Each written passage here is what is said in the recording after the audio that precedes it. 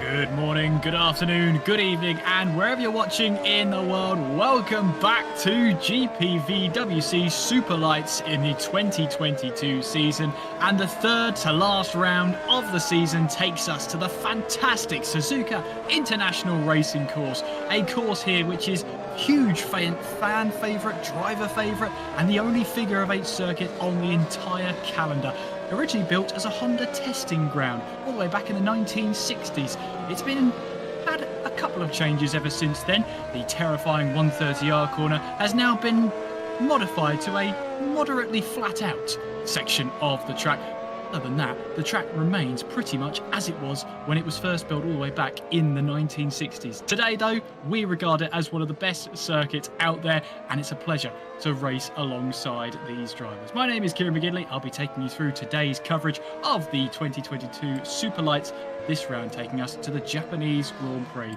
Yes, there's only 3 rounds to go, and there's only 1 point in it for our championship contenders. Luke Maguire is on 185 points, leading the championship. A point behind him, and a man back on form, is Simon Frelick. If you missed it last time out, Simon Frelick took the win at Singapore, one of his favourite tracks. Luke Maguire in second place.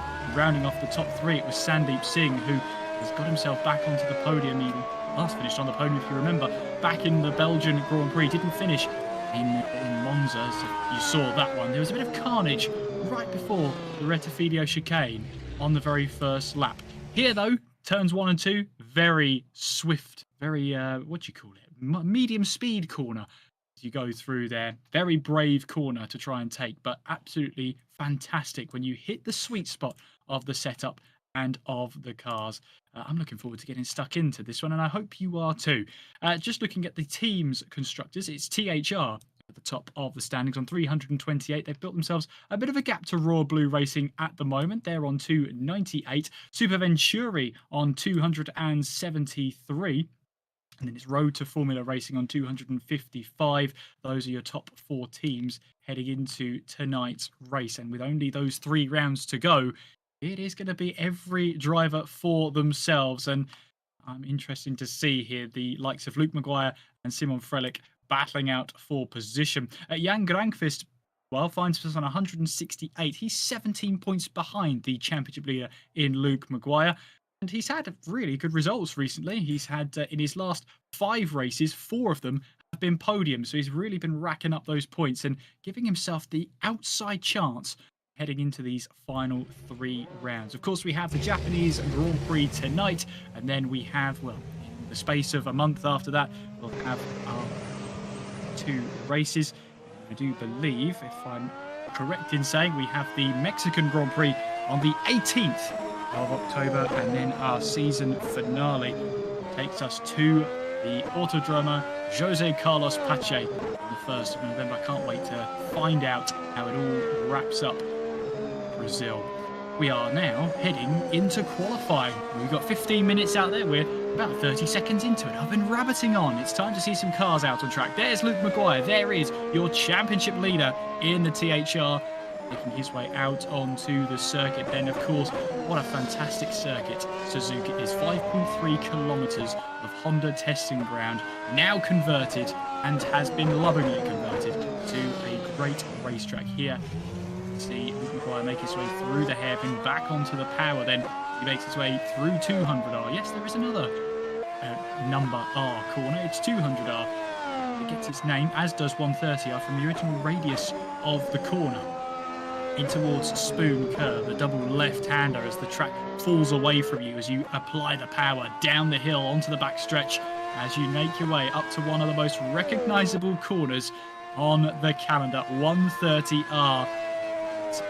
Go flat out through here, pull lock to the left and hope the car sticks to the ground as you make your way up towards the Casio triangle to round off the lap. Luke McGuire here taking those curves back onto the power.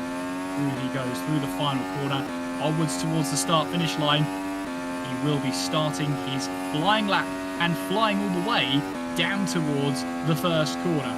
Turns 1 and 2. Through we go in towards turns 1 and 2. Be really careful not to ask too much of the car as we head away through the snake, through now and through 3, through 4. As we head our way through in towards turn 5 as the track starts to climb here. You level off through the anti-banked curve, and then you head your way through Dunlop curve, climbing all the way through here, using that just a little bit of a kiss of the curb on the right-hand side on the exit. Then we head towards the Degner curves, then attack the first one, and then really roll the car into the second one. Use that camber to your advantage, back onto the power as we make our way up towards the hairpin. It's a 32.5 through the first sector for Luke McGuire. Bite in, back onto the power, slight bit of oversteer and slight bit of wheel spin on the exit of the hairpin through 200R as we make our way onwards towards Spoon Curve. It's one of those tracks you don't really get a lot of respite throughout the lap, through and towards Spoon Curve. And again, it's a little bit of back end stepping out on Luke McGuire. He manages to gather it all up. Now back onto the power, on towards the back stretch and trying to make sure you take the straightest line possible up towards 130R as to not lose too much speed and not scrub it off as the car sparks underneath him.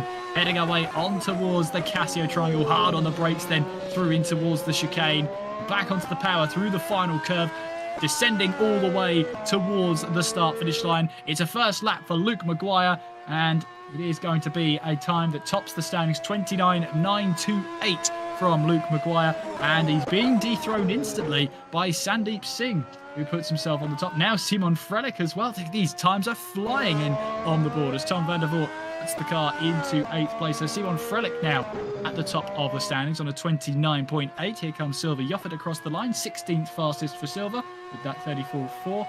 Really a representative lap time. We see Lewis Bickers make his way out onto the track. See what he can do in today's proceedings. But there's your provisional pole sitter, Simon Frelick, in the Royal Blue Racing Machine. That 29.8, really mighty close at the top. And just to put it into perspective here, it's 0.037 seconds, the gap on the front row. You've got the top 4 separated by less than a 1/10 of a second, which is quite remarkable. So watch out for these 4, Frelick, Singh, Maguire and Granqvist. They are going to be hot on each other's tails, and they really are going to be in the fight there. Sandeep Singh, currently 6th place in the stands. He won at Monaco this season. He's picked up 2 podiums since then, one at Belgium and the other at the last round at Singapore. So he's been in some good form recently. Unfortunately, he's never had quite the consistency of getting himself those really high-end points. A 10th at Silverstone, a 10th place at Hungary as well. The sort of slight blemishes to the record there.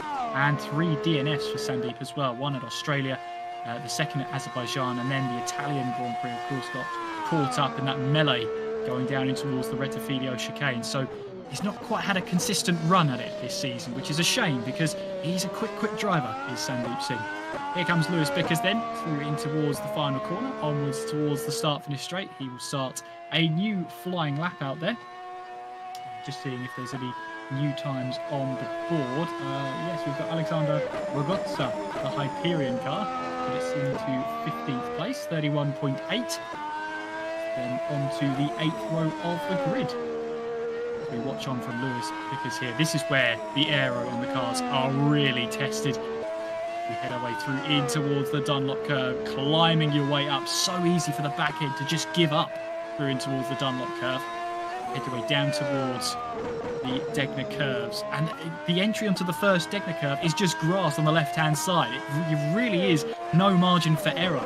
If you watched Formula 1 back in 2015, you'll know the dangers of 200R as Daniel Kvyat used to grab a bit of curb, a bit of grass, I should say, to roll the car up towards the hairpin. A very, very demanding circuit. There's not many rooms and margins for error around here as Bickers gets back onto the power out of Spoon Curve, making his way onwards now towards the backstretch, riding on board with him as we head our way through in towards 130R. Such a fantastic corner this one. Chuck the car in full throttle, wide hot, and you make your way now up towards that Casio triangle, heavy on the brakes. Through back onto the power. You then start descending the car, a little bit twitchy under Bickers there, but he makes his way across the line and goes 5th fastest in the Royal Blue Racing Machine with that 30.013. It gets him within about a 10th and a half of pole position. Tom Parker in the Red Arrow Racing Machine comes across the line, puts it into 13th place, 7th row of the grid for Tom Parker. Play now towards the corners, presumably on the cool-down lap. Here's Simon Frelick, now starting a new flying lap. Meanwhile, Luke Maguire is lighting up the timing screens at the moment. He's just gone purple through Sector 1. Here he comes then in towards the hairpin. We'll then get back onto the power. The second sector line is really right before 130R, so it's a long time to wait to see if you're on the pace. And making his way now on towards the Spoon Curve. Way through 200R, double left-hander, back onto the power he goes then, into the back stretch. What's the second sector time going to be, I wonder? Seems like it's going to be a quick time. Let's see if the timing board reflects that. It's a green time through sector 2, so his personal best through there. Now he makes his way on towards the Casio Triangle. Grangfist, meanwhile, has gone purple through sector 2, although it's an uneventful first sector for him. Luke Maguire then making his way towards the line. Is this going to be a new fast lap time? You bet it is. And Luke Maguire getting a 29.7 on the board, getting himself onto that provisional pole position, although he's been dethroned again by Grangfist, who's then dethroned by Pascal Polenz. The positions are changing faster than I can speak. Here comes Simon Frelick here. Frelick, how are his lap times doing? Personal best through sector 1. Average middle sector, and there you go, 4th fastest for Simon Frelick as he kicks up some grass for the virtual crowd around there. I think he'll be a bit frustrated with that one, especially that middle sector. It is raining. I hear it's raining, and Simon Frelick has managed to get himself a good time. Fabian Sershik here might have other ideas. DRS wide open for now, and making his way up the order into 11th place. There's Chris Butcher then, and this is not a good time for Chris Butcher because he hasn't set a lap time on the board and it's starting to rain. That's never, ever a good sign here. Butcher knows he has to, well, try and drive away from this rain cloud as best he can. He's still got to try and get this lap time over the line. In towards the hairpin. Might explain why it was so frantic at the start of this session to get out there. And see what happens here. You can see the rain forming on the car as Butcher makes his way through in towards the Spoon Curve. He's got no choice. He has to finish this lap. But what will the lap time be for Butcher then as he makes his way back onto the power and onwards through the backstretch towards 130R. This is going to be a battle of the bravest, isn't it? Is he going to stay full throttle through here? I think he does. And making his way towards the Casio Triangle. Oh, you can see the car slipping underneath him as he tried to turn in there. The grip is fading and fading fast. Chris Butcher making his way towards the line. What's this going to be for Butcher? It's 9th fastest for Chris Butcher, just getting himself into the top 10. 30.3 from him so far. And it is getting greasy out there. You can tell, especially through the Casio Triangle. Very greasy through there. Very difficult to get the power down. And looking at the timing screens, no one any longer going green, no one going purple. There is Jan Grangfist in the Super Venturi. They're running a lovely special livery here, the Super Venturi. It is a super Aguri-esque. I love the livery. That's a way to win my heart. Anything Super Aguri, you're up there. You're up there. Well played, Super Venturi. They have their special livery for the Japanese Grand Prix. Here comes then Jan Granqvist in towards the hairpin. He gets back onto the power. Granqvist then, sure if he's on a flying. I don't think he is. But just testing the waters, if you pardon the pun. There's a terrible pun, and we'll stop right there. Spoon curve he goes then, making his way, not quite tiptoeing. It still seems like there's some grip out there, but it's going to get greasy very quickly out there. The ambient temperature of 23 degrees, track temperature of nearly 50. It's a very, very warm track surface here.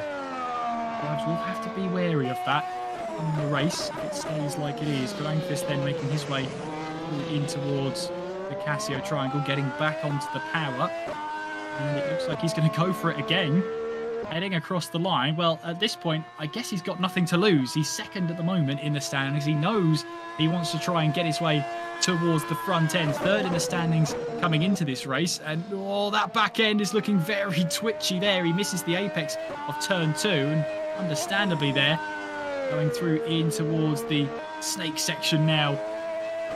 Track falls away from you down the anti-bank curve. Very difficult corner to get right as you head your way, sizing up the Dunlop curve, climbing and onwards towards the Degner curves then. Tucking the car in again, moving towards Degner 2, onto the power, and now making your way under the bridge towards the hairpin. Heavy on the brakes. Let's see that first sector time from Jan Granqvist. It's a 33.8, and that's a good second and a bit off of his own personal best through there. It just shows you these conditions have changed. Not necessarily changed for the better here for Jan Granqvist. Remains less than a tenth of a second. Gets onto the curb though. Is able to gather that car back up, but the greasy track, the curbs, the painted curbs are even going to be even worse to try and negotiate your way around. And for Granqvist then, did manage to gather that car up just enough time as well, and enough space on his right-hand side to gather the car up. And Granqvist makes his way onwards towards the Casio triangle. I wonder if he's getting some practice in. This might not be a case of trying to set a faster lap time, but it's trying to make sure what the conditions are like, what's the changeover point, and what is the track like on slick tyres. Luke McGuire thinking the same here as he makes his way through the Casio triangle, down the hill he'll run, and abandons that lap time entirely. So perhaps that is what drivers are looking at. Relatively fresh engines from all involved heading into this race. Suzuka, quite a power-heavy circuit, a lot of aero needed as well at different parts of the track. No surprise to see newish power units in these cars. There is Sandeep Singh, who makes his way through towards the 200R corner. The Road to Formula Racing number 11 makes his way on towards Spoon Curve, and I see here Luke McGuire and Simon Frelich. They might be heading out on intermediate tyres. I mean, this is the perfect opportunity for them to try out something. There's Luke McGuire then. There you go, the green wall, intermediate tyres. So Luke McGuire and Simon Frelich are thinking here, well, let's use this remaining lap to see what the conditions are like. Is this good enough for intermediate tyres? You know, is it damp enough for these intermediate tyres? Are they just going to cook themselves in these conditions? It's a good way to spend your last lap. Comes Sandeep Singh to, well, start his final flying lap, and one of the final laps of this session, I would think. He makes his way now onwards through first corner, sparking away in towards turn 1. He'll then make his way onwards. He will go through the S section, this snaking section, making its way through, riding on board with him. Let's see if he gets on, but I think he has backed out of it majorly. And I think he's realised that it was not going to be a lap. It was going to get him higher up the order. The checker flag is out, and there's only a handful of cars out there. Jan Granqvist makes his way across the line. And on those intermediate... Oh, no, he's not. He's on slick tyres. So he makes his way through turns 1 and 2. Finishes the session, I should say. Second fastest. Got those words out eventually, didn't he? So Pascal Polenz then is in a great spot here. You see Jan Granqvist, that car's so nervous, so twitchy now. I think Jan's just having a bit of fun out there. He realises very quickly that he's not going to improve that lap time. And Luke Maguire then on his way through those intermediate tyres, just testing what the conditions are like, and these intermediate tyres will be working to good effect. But Pascal Palenz then on pole position for the Japanese Grand Prix in the Road to Formula Racing machine with a 29.6. A great lap time from Pascal Palenz. It's Jan Granqvist in second place. Then you've got Luke Maguire here on the intermediate tyres at the moment. Third fastest with a 29.7. You can see the rest of the order there. Simon Frelick in fourth. Sandeep Singh in fifth place with Lewis Bickers in sixth. Dennis Stoffmeal in seventh place with Alex Leheur in eighth place. Chris Butcher in ninth, and Dylan Platt rounds off the top 10 drivers. And looking down the second 10, David Wasserman in 11th place.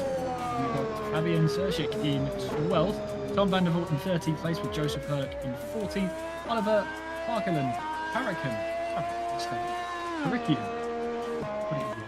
in 15th place. Matthias Guzowski in 16th place. Perseus Miran in 17th. Tom Parker 18th. Justin Melster in 19th place with Alexander Rogotza rounding off the 20 top drivers. Sylvie Yoffert in 21st.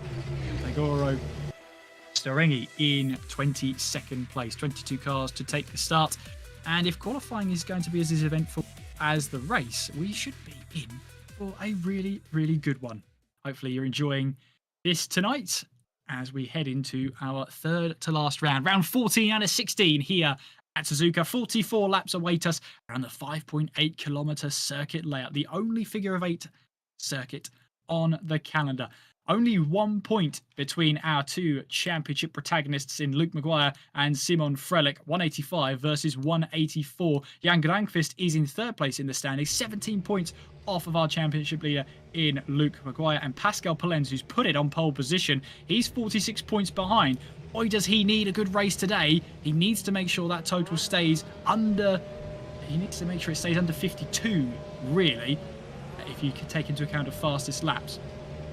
So he needs to make sure that gap is under 52 by the end of the race. And by winning this race, he puts himself in the best position possible to make sure it stays under that. If he finishes in a position where he goes over that, that will spell the end of his championship charge. As Chris Butcher, again, an outside chance of staying in this towards the end of the season, but it is an outside chance. Sandeep Singh as well at 63 points of the championship lead. Again, has to make sure the top points tally goes below 52. Make sure they're in with a shot in the final 2 rounds of the championship. But 3 drivers are definitely well within their rights of wanting to put hands on trophies. Jan Granqvist, especially in the last 5 races, 4 podiums, and the only blotch on that record was a 5th place at Singapore last time out. He won in Austria, he won in Belgium, got 2nd place in Hungary, 2nd place in Italy, so he's competing in fine form as Jan Granqvist, and that's going to make up the fact that he missed 2 rounds at Canada and at the British Grand Prix, respectively. Luke Maguire is managing to tip Simon Frelick by that single point, and well, I think that was Simon Frelick's result at Singapore was much needed as well. Needed to make sure that he got himself back onto form with 14th place at Belgium, a 13th place at Italy. Both not races that really paint him in a great light, and not the light we are used to seeing from him. He's picked up 2 wins this season. He picked up his 2nd race win of the season, the last round at Singapore, and Simon Frelick, loving Singapore, don't think it was ever really going to be in doubt. Hot, humid temperatures that we had at Singapore didn't really faze Simon Frelick. Luke Maguire managed to finish in 2nd place as well, so does remain the championship leader heading into tonight's race. I hope you're looking forward to it. We have that little bit of rain, slight washout towards the end of qualifying. The drivers are now in their warm-up session. Pretty much the last chance to make sure everything is in working order on your end and the car's end. So it's not too bad of a session to run. Probably worth taking through the team standings. If you've just joined us, it's THR on top with 328 points. Royal Blue Racing in 2nd place, 298. Super Venturi, they're running their one-off special livery here at the Japanese Grand Prix. Make sure you look out for it. Very Super Guri-esque. Rotor Formula in 4th place with 255. TR Motorsports in 5th on 149. Red Arrow Racing in 6th on 126. And it's TCF Racing in 7th on 106.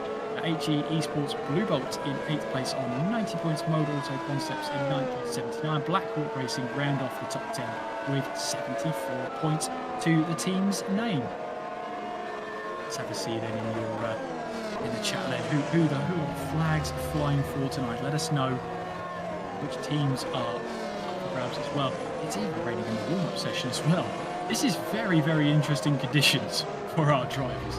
They are having to put up with a lot in today's session. I wonder how many of them would have put some wet lap times on the board. Luke Maguire is out there on a set of intermediates at the moment, so he's made it clear what he thinks of these conditions. Oliver Perikian in the Super Venturi also on some intermediate tyres. Rest on slicks at the moment.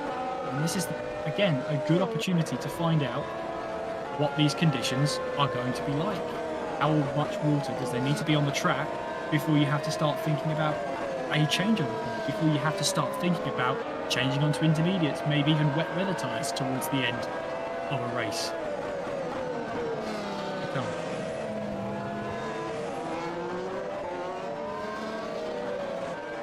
Just in the warm-up session, 6 minutes left of it, and it's Lewis Bicker's fastest in the warm-up at the moment, 35.5. In a session that's going to be really marred by the rain. This one. A little bit of mix-up in the warm-up, but it's never an issue. We've got the yellow flags somewhere out in Sector 1. Whoever it was managed to clear up the incident very quickly. So possibly a spin. Either a spin or perhaps moving over to let a driver through. Could be that one. As you can see, Maguire and Tom Parker on intermediates, it's showing there.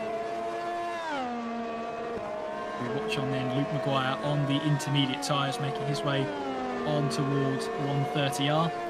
It's a terrifying corner in the dry. You add a bit of water to the mix, and it can get even more treacherous out there. 44 laps await us very shortly around the 5.8 kilometre circuit. Make our way towards the start-finish line. Luke Maguire, last lap time 38.9 on those intermediates, and I think it's safe to say that we're getting closer and closer to that crossover point.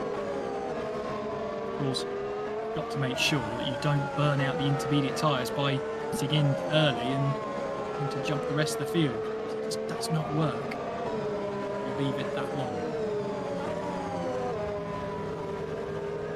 Here's Luke Maguire, championship leader. Cut off in the background there. To get themselves moving again. An important session, important race for Luke Maguire. He knows he'll pick up. They've got 3rd place at Italy, 2nd place at Singapore. Well, if you like patterns, you might be on for something here.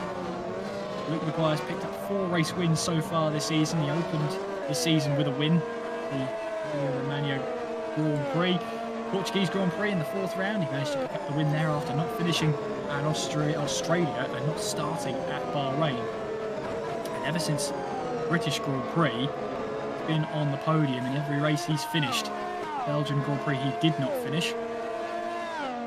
He will be continuing that good podium streak. His eyes set on his championship rival, or I should say one of his championship rivals, in Jan Granqvist, who is currently lapping out there on a set of slick tyres. Brave of him in these conditions, but is what it is. 1 point separating,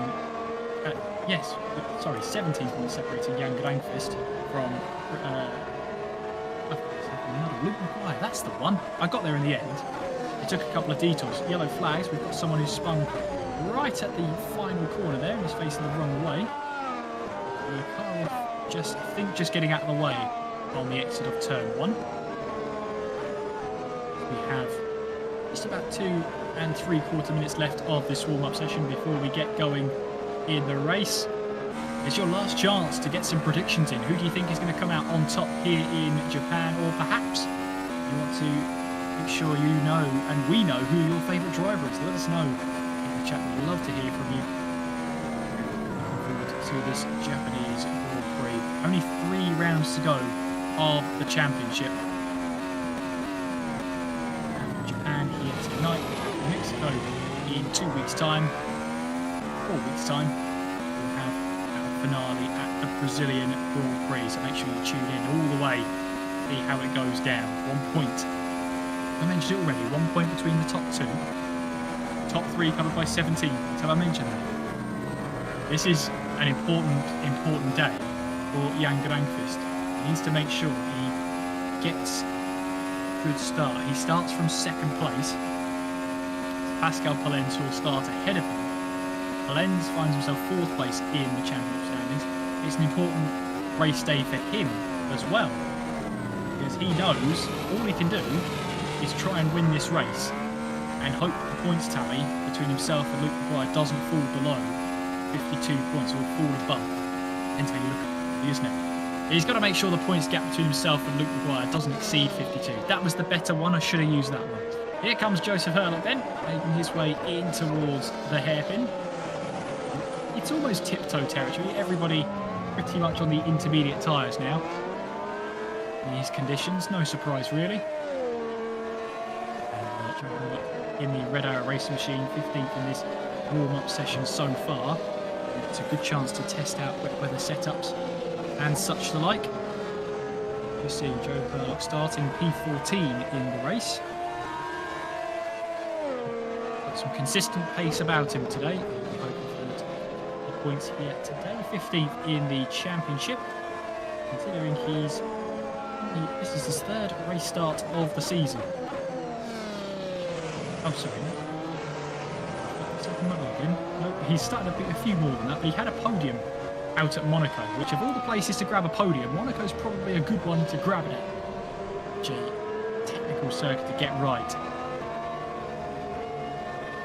Looking to moves on the board. 9th fastest with that last lap in this warm-up session, and only seconds of that warm-up session left to run is Chris Butcher, who's decided now's the perfect time to get out onto track. But again, this could be just making sure on these intermediate tyres everything works. You don't want to get to the grid, get to your warm-up lap. Everything isn't working. This will just be installation for Chris Butcher, really. To make his way through in towards the snake section. Very good evening to all watching along. I hope you're all having a great Tuesday as Chris Butcher lights up the rear tyres for you all. Heading out of the snake section, up through the Dunlop curve, on his way towards the Degners. So, if you missed qualifying, where were you? Great to have you along now, though. Just in time for some racing action. It's going to be Pascal Polens on pole position, Jan Granqvist in 2nd place, Luke McGuire 3rd, Simon Frelick in 4th place. For Pascal Polens, this is going to be a race he needs to do well at today. No pressure then, Pascal. Championship leader Luke McGuire starts in 3rd place, 2nd in the standings, championship standings anyway. We'll start from the 2nd row alongside Luke McGuire. So our 2 championship contenders, 1 point separates them, 1 position separates them, 3rd and 4th, they will start. That should be an interesting turn 1. Let's see how that all pans out. It was an interesting turns 1 and 2 when I was in the box last time when I was in Italy. I totally missed Singapore. When I was in Italy, it was a very hectic. I don't think we even made it to the braking zone before there was an incident. So let's see what happens down towards turns 1 and 2 this time around. It's a very fast-flowing turn 1. Not really a braking point as you dart the car in. It all changed, though, in the race. And wait and see what the weather is like. And there's a bit of water out on the track at the moment. Flicks over to the race. We are going to have just a slight tad bit of rain to contend with here. If you all wanted a wet race, you're about to get one here. The rain is falling on the circuit. Looks damp to me. Question is, though, what is the weather forecast going to be like? Are we expecting the rain to get heavier? Are we expecting it to dry out? Let's find out together, shall we? Should be a good one. So we're just waiting for setups and strategies to be finalised before place themselves onto the grid for tonight's race. And interesting to see which tyres everybody goes for. I'm assuming there's water out on the track, so if you're not choosing the intermediate tyres, then you know something I don't. That'll be an interesting one. It looks like everybody at the moment is gridding up here, although I want to see what Fabian Erschik is up to. No I don't, because he's now on to a set of intermediate tyres. So we're on to the formation lap then. Pascal Polens starts on pole position, Jan Granqvist in second place, Luc Maguire in third, with Simon Frelick rounding off the top 4 positions. Looking down the rest of the grid, we have on row number 3, Sandeep Singh and Lewis Bickers. 4th row, Senna Stoffmeal and Alex Lahou.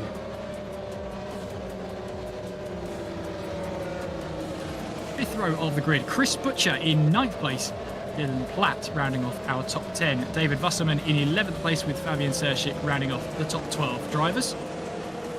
On row number 7, Tom van der Voort and Joe Herlock sharing row 7. On row number 8, it's Oliver Harikian and Mateusz Gujowski. 17th place goes to the way of Perseus Miram. And Tom Parker rounds off 18th place. Dustin Meister in 19th with Alexander Rogotza rounding off our top 20 drivers. Rounding off the 11th row of the grid, Silver Yoffert in 21st. And Daigoro Storegi rounds off our 22 drivers for tonight's race. Let's see what happens here. As you can see on the formation lap, there is water on the track. Can you tell? Looks like it's going to be intermediates. The skies look okay, but that doesn't mean it's going to stop raining. That pesky rain where you start to get all of those clouds in the sky. You see some blue sky, you think, oh, that's the rain almost away. For some reason, it then doesn't. Well, we're getting here that Pascal Polens is on wet weather tyres. Now, this is interesting. Everybody else is on inters. Pascal Polens on wet weather tyres. So, is he going for a Marcus Vinkoff? Does he know something? Is he predicting something that nobody else has seen, or maybe nobody else wants to know? I guess we're going to find out, aren't we? Polens will start this on pole position on a set of full wet weather tyres.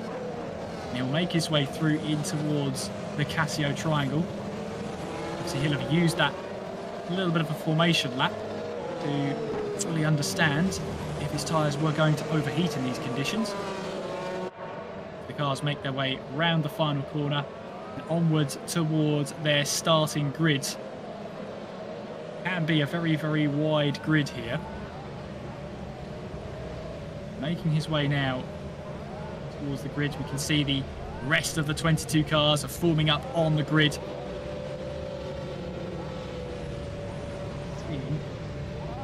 Happens next. We do have a car in the lane.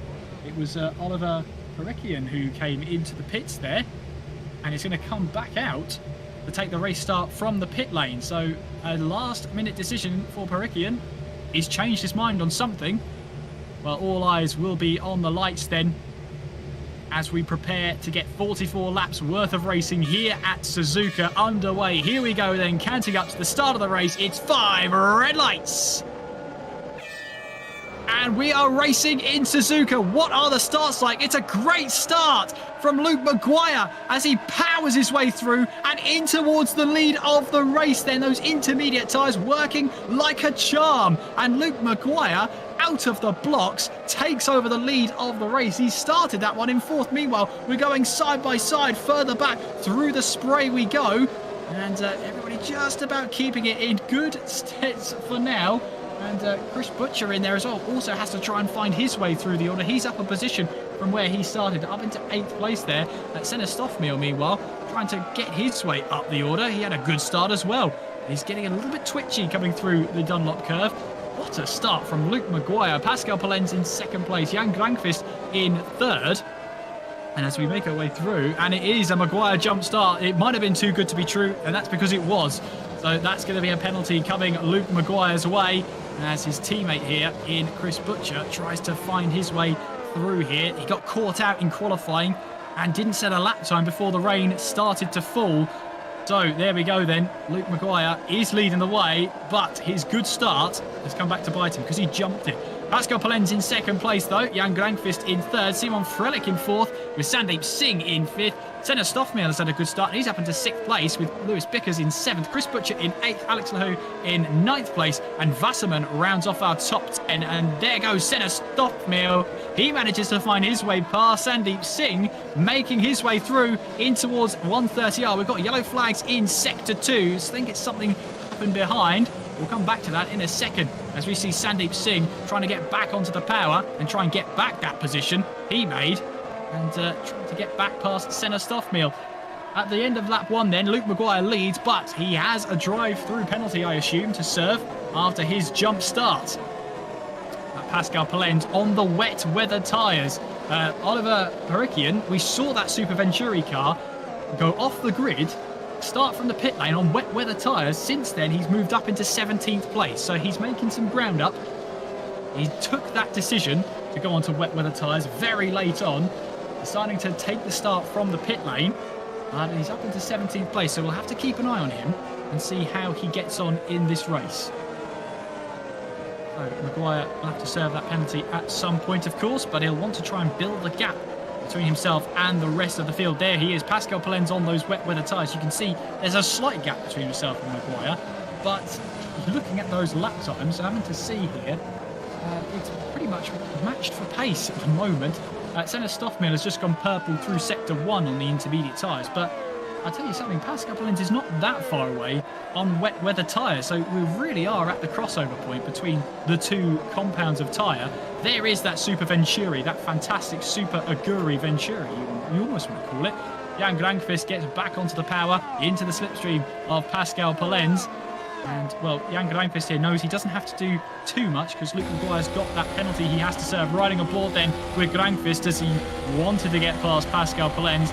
Definitely wise enough not to try it through in towards 130R as we get back onto the anchors in through the Casio triangle. You see there, Grankvist trying to get back onto the power as we head away on towards the third lap. Very twitchy back end of that Super Venturi. In fairness, Pascal Palen's was trying to keep it all together in that road to Formula car as well. Third lap of the race though, but because it's wet weather conditions, DRS is offline. Here comes Grankvist, who wanted to look up the inside. No way through for him as Pascal Palen's defends that position. Now, if Maguire does have that penalty, he needs to serve it this lap. He's built a gap of 2.8 seconds, but he's going to have to rejoin in that midfield battle. Harikian, meanwhile, also on the wet weather tyres, up into 15th place, so he's making some good ground after his pit lane start. And Grankvist, meanwhile, wants to put a little bit of pressure on, doesn't he? And this is very interesting to see. Wet weather tyres versus inter tyres, and Palen's here manages to just gap the Grankvist heading in towards the Degner curves. Grankvist getting back onto the power and trying to try and get onto the back of Palen's, which he does. That road to Formula car is under severe pressure from Grankvist. There's Simon Frelich as well in that Royal Blue Racing machine. Fancies his chances as well. Second place in the championship standings.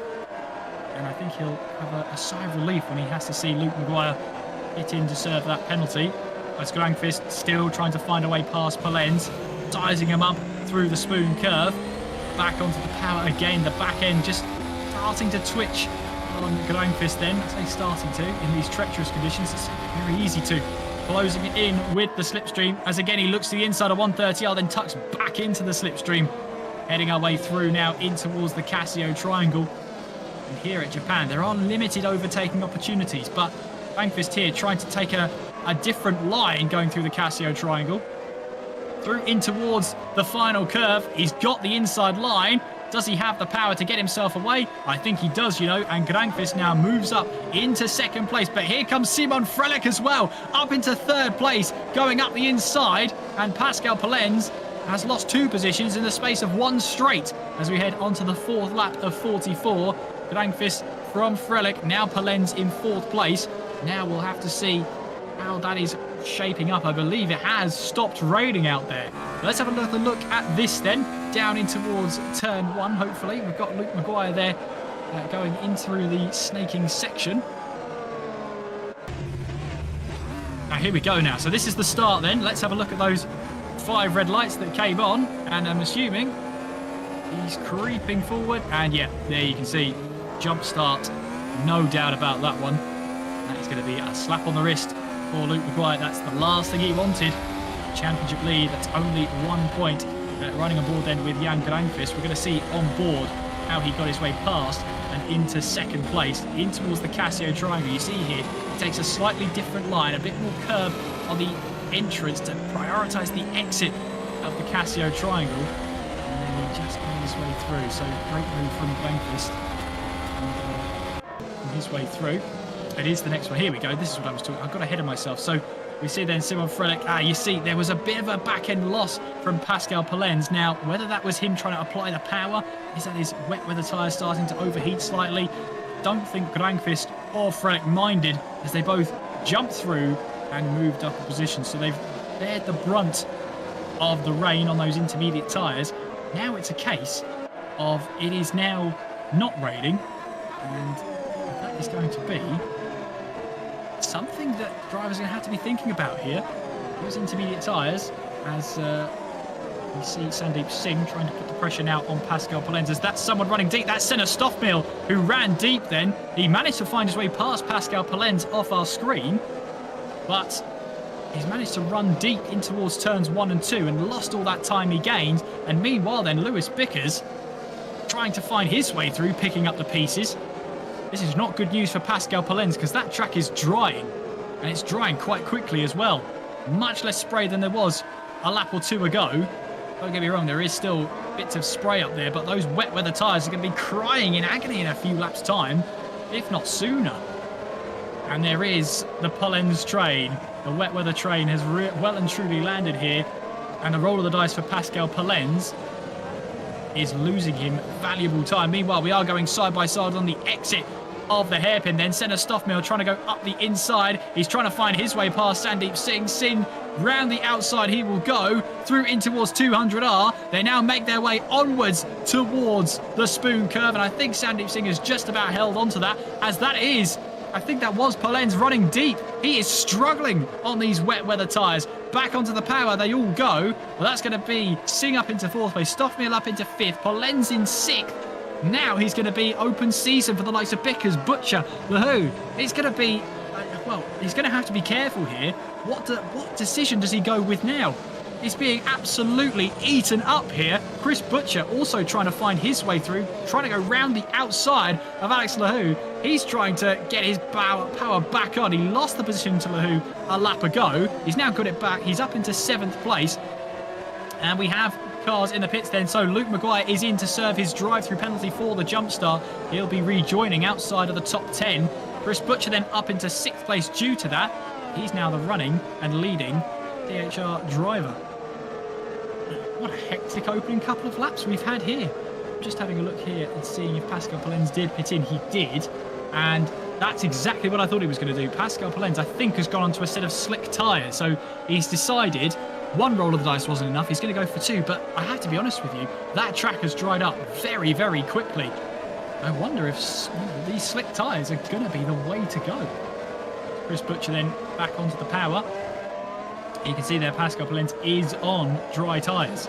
Senna Stoffmill, meanwhile, right onto the back of Sandeep Singh. We've got 4 of them. I think Starengi is into the pits as well. I think he's gone on to a set of slick tyres. Stephen says in the chat, get your popcorn. I thoroughly agree, Stephen. I hope everyone's enjoying this one. We've only had 6 laps. Been absolutely brilliant so far. Senna Stoffmill then. You can see that dry line is starting to form, but is it dry enough to allow the slick tyres to get out there? I think it's just started to rain again. Yes, it has. Wow, this is a topsy-turvy Suzuka here. Those that have just put on the slick tyres are now being faced with rain on their visors. I don't think they can quite believe that one.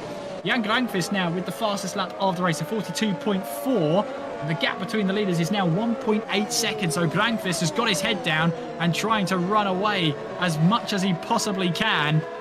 And that rain is going to be a thorn in the side of Pascal Polens, Joe Herlock, Tom Parker, Oliver Parikian, and Darigoro Starengi. And Starengi had just been into the pit to put on a fresh set of slick tyres.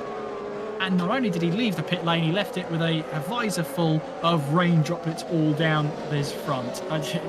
You could not make that up, could you? From one roll of the dice for Pascal Polenz to another. There is Polenz.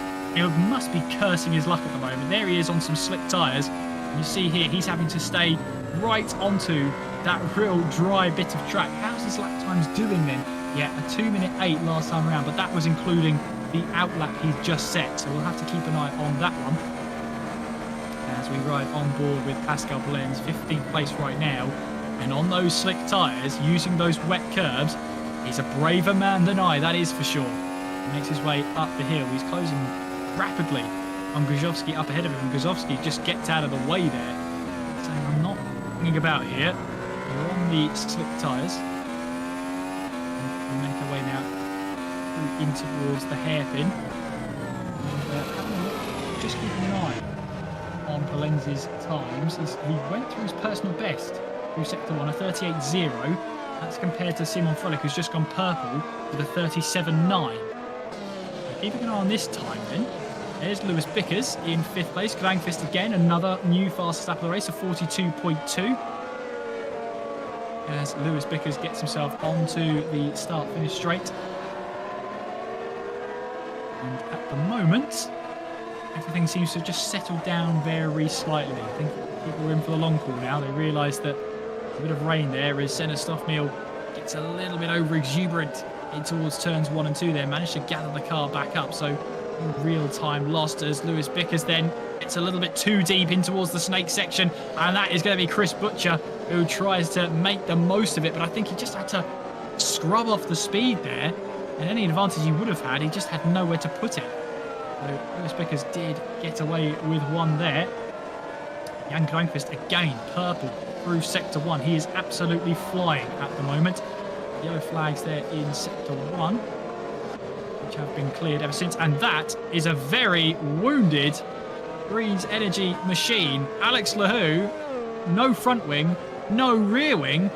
That is a massive, massive off for Alex Lahou. I don't know what on earth happened to him out there. Well, he's going to have to limp that car back now. Let's see what happened to Alex Lahou. So let's see. He's making his way through in towards the Dunlop curve. Oh, that car was a very nervous car, and there was just no stopping it whatsoever. It just looked like he got off the line very, very gradually there. And that's spelled the end of that. Let's see. He gets onto the curb. You see that twitch there. And yet, possibly a bit of aquaplaning. Very difficult to say, but for Alex Lahou, he's into the wall. And he'll have to make a very, very long limp back to the pit lane. It's Lewis Bickers now 5th place. Getting down that start-finish straight. I believe it is still raining out there for these drivers. There's Chris Butcher in 6th place. He's managing and trying to find his way past Lewis Bickers. Luke Maguire also catching Zershik then. As right on board with the THR car, Chris Butcher. Yellow flags in Sector 3. Let's see here then. Butcher back onto the power, climbing the hill through the Dunlop curve. Grangqvist leading the way then by 2.1 seconds. Still has the fastest lap of the race, a 42.1, as Chris Butcher slightly gets onto the curbs there, loses a bit of time as well. And it's the sort of things that Chris Butcher knows he doesn't need to make. He can't make those ones.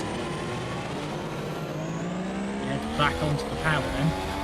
See, there is that dry line form as Joe Hurlock has now set a new fastest lap. He's on A7 intermediate tyres, 1:41.4 is our new fastest lap time. Having a look at those on some slick tyres, and I have to say, pretty much match for pace, slicks or inters. It's really difficult to say which one is going to be the better tyre.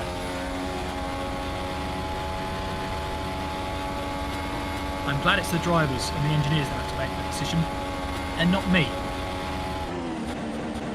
Joe Hurlock's showing that it's probably slightly favouring the intermediate conditions, what with the rain falling at the moment. With that 41.4. Grangqvist leads the way then. Simon Froelich in 2nd place. Sandeep Singh in 3rd. Senna Stoffmeal in 4th. Lewis Bickers in 5th place. And meanwhile, we have someone exiting the pits. I think that's not the position. I think that's Lahou. He managed to rejoin. I think he did.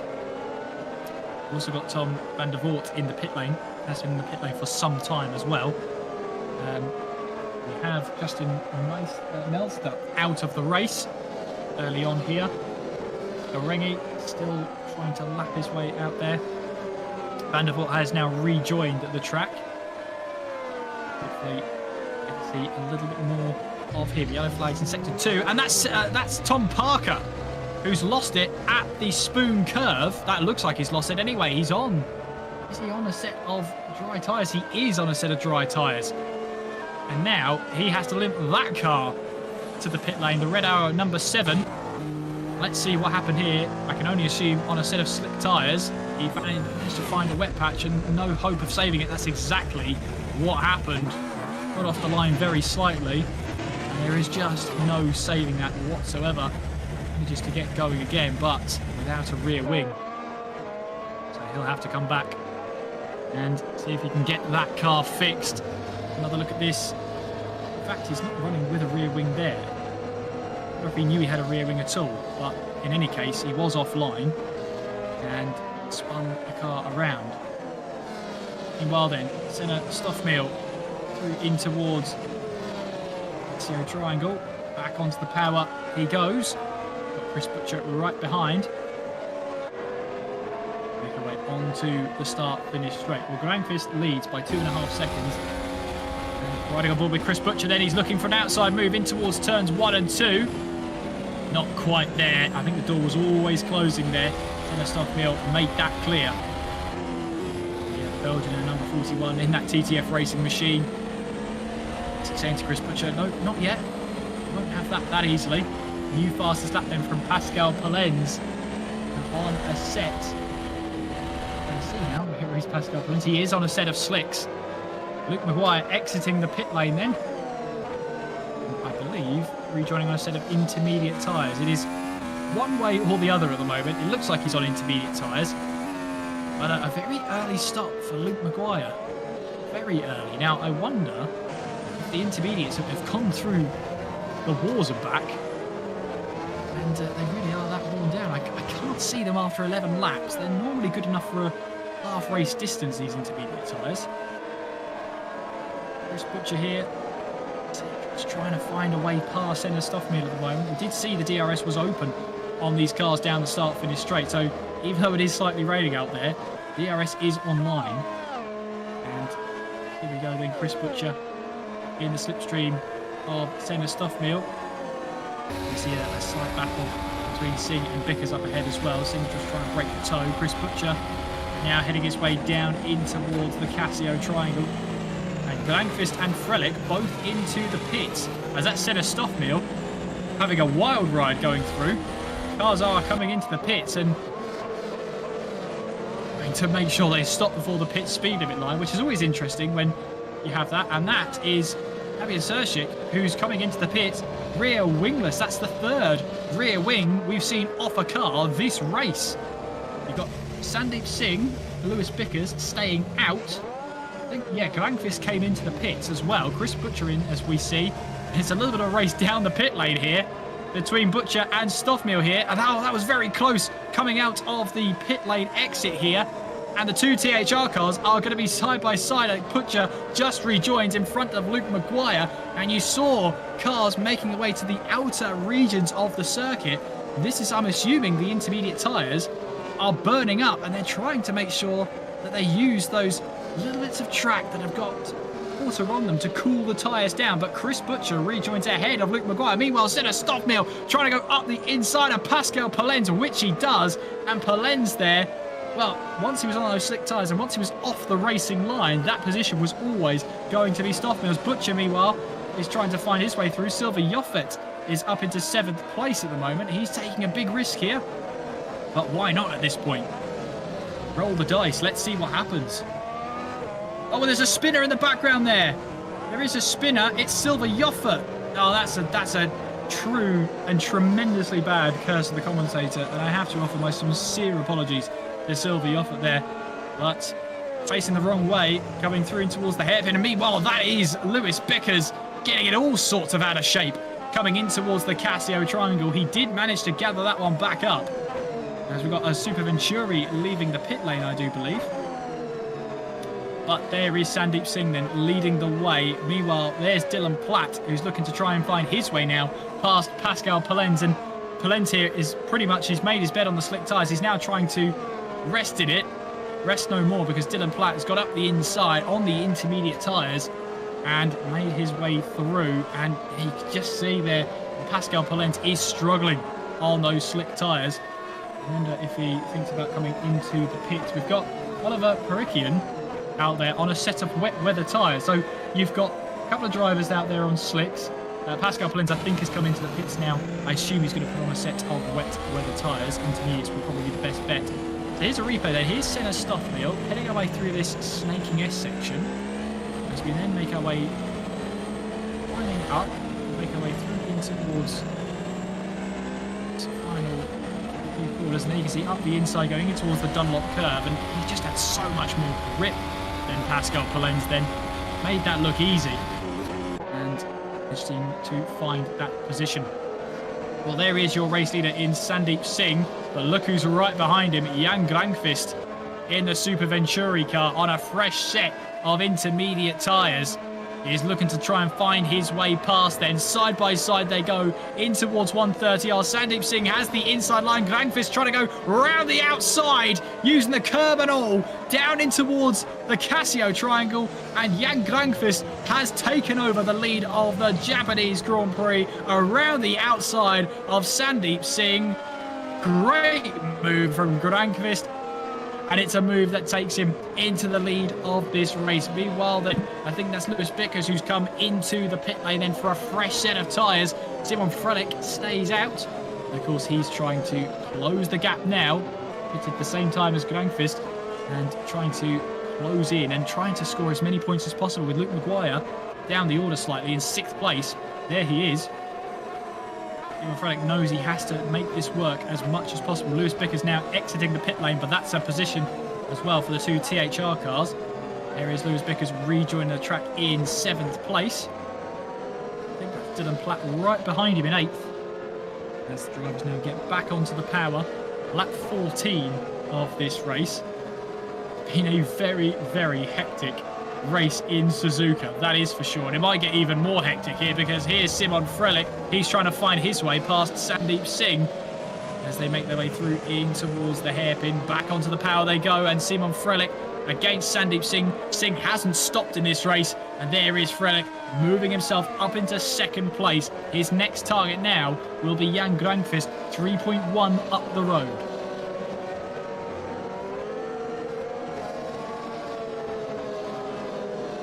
Gets back onto the power, gets himself that position, and you see there Sandeep Singh, who hasn't pitted, it is now struggling for tyres.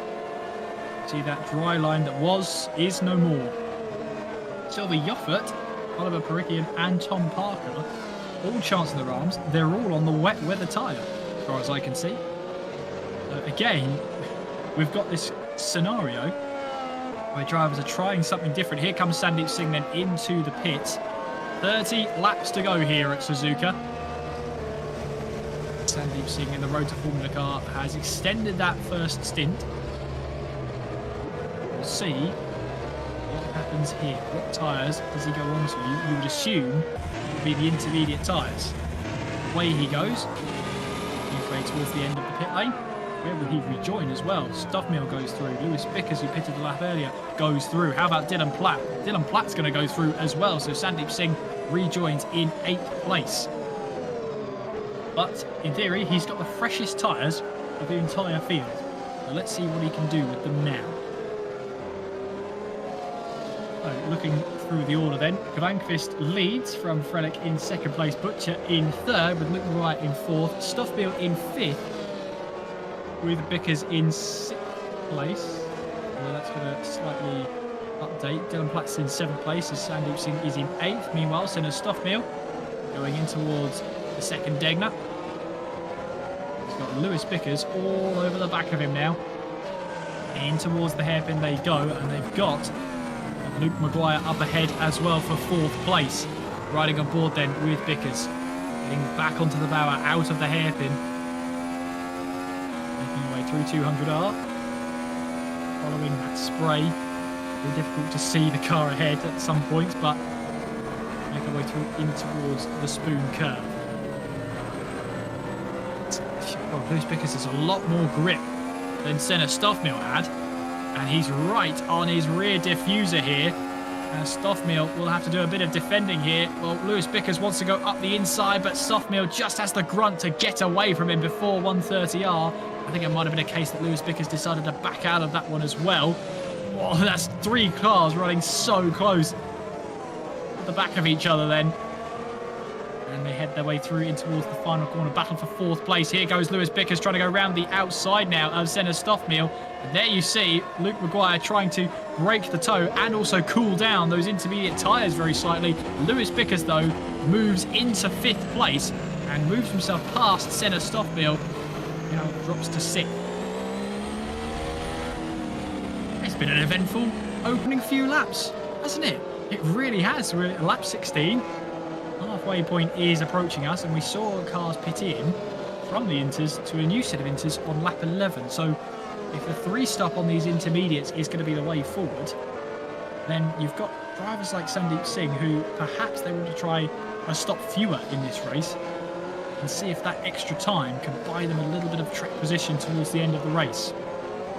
Lewis Bickers, meanwhile, the Royal Blue Racing Machine, Simon Frelick, we could really do with Lewis Bickers getting past Luke Maguire, getting back onto the power, coming out of the hairpin there. You see 2 different lines being taken by 2 very different drivers. Through in towards 200R we go. Riding on board now with Lewis Bickers as we head our way towards the Spoon curve. This double left-hander. Again, just slightly different lines being taken at the moment. Lewis Bickers will have a little bit of slipstream from the THR car ahead as they make their way now up towards 130R. Lewis Bickers just getting onto a little bit of damper track to cool down the tyres slightly. We head our way down in towards the Casio triangle, taking those curbs, getting nice up close and personal, getting acquainted with Luke Maguire's rear wing there. We head our way on towards the start-finish straight then, and Luke Maguire going defensive. You can see that. And where will Lewis Bickers go? He'll go left. Will he try and dart right? No, he won't. As Luke Maguire moves across to take his racing line. Maguire knows here he's under pressure from Lewis Bickers in that Royal Blue Racing Machine. They're going side by side through the snake section, and that door was closing on Lewis Bickers. He saw that coming and had to back out of it. Luke Maguire holding on to 4th place, but he is under immense pressure from the 58 car of Lewis Bickers. Yellow flag somewhere out in sector 2, which have been cleared. Bickers here. The car, well, I was going to say it looks a bit more on point, but he's really wringing the neck of it at the moment. Through in towards the first Degner, then in towards the second Degner, still riding on board with Lewis Bickers. He knows, he's got the bit between his teeth. He knows this position can be his. But Luke Maguire is putting up a solid defence, and it's not allowing Lewis Bickers a way through. What it's doing, though, is Luke Maguire is losing time on his teammate. The gap between them is 3.9 seconds, but again, Lewis Bickers has got so much more traction coming out of the hairpin there, but then he's got nowhere to put it. He might think about up the inside of Spoon curve, but no way through. And again, has to stay behind for now. Back onto the power we go. Down, descending on towards the back stretch. Behind them, meanwhile, as well, is Senna Stoffmill and Sandeep Singh. They'll probably have a good view without all the spray. Here's Lewis Bickers, again, looking, just maybe filling the mirrors of Luke Maguire then. Down in towards the Casio triangle we go. Simon Frelick here will just be trying to tell Lewis Bickers, look, do me a favour. Get that move on Luke Maguire. Well, here we go again, down the start, finish straight. You see there, Maguire goes defensive to the right-hand side. A car exiting the pit lane. They've got to be careful there. And to be fairness, the car there does stay well out of the way. Here's Sandeep Singh then up the inside of Senna Stoffmill for 6th place. Singh then gets the inside line. He gets the move done and moves himself up a position then in towards the snake section. As Luke Maguire still ahead of Lewis Bickers as it stands. Granqvist, meanwhile, has kept his head down, and he has built a near 17-second lead over Simon Frelick. And that is exactly what Granqvist needed, just to build the gap score as many points as possible.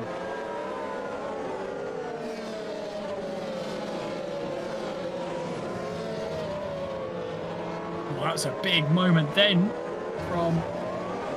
it wasn't stopping. Meanwhile then, battling away, the THR car's battling away here. Lewis Bickers did get a move done on Luke Maguire, but Maguire had other ideas, wanted to go up the inside, but he couldn't quite make that one stick.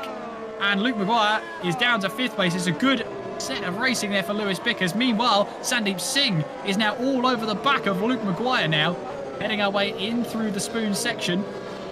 And now we'll see Lewis Bickers unleashed. Where will he end up? Will he try and catch now? Or can he catch the back of Chris Butcher? Will he try? No, he'll just stay there, Kieran. That's what he'll do. Luke Maguire then has to go defensive then in towards 130R. And Sandeep Singh is now next up to try and grab a position from the THR car. In through the Casio triangle we go. Down the hill, on towards the start-finish straight. Lap 19 here. And Sandeep Singh looks like he has the better momentum coming out of the final corner. And here we go then. To the right-hand side he goes. He'll have the inside line going in towards the first turn and takes that away from Luke Maguire. Sandeep Singh moving himself up a position. No surprise, he's got the freshest intermediate tyres pretty much in that battle. Now he'll try and close in on Lewis Bickers. Let's see if he can make himself a bit more time towards the end of the race. Now Luke Maguire has got Senna Stoffmeer behind him, as Dylan Platt is into the pits, I believe, from what was 8th place. And we've got a few runners actually on the wet weather tyres.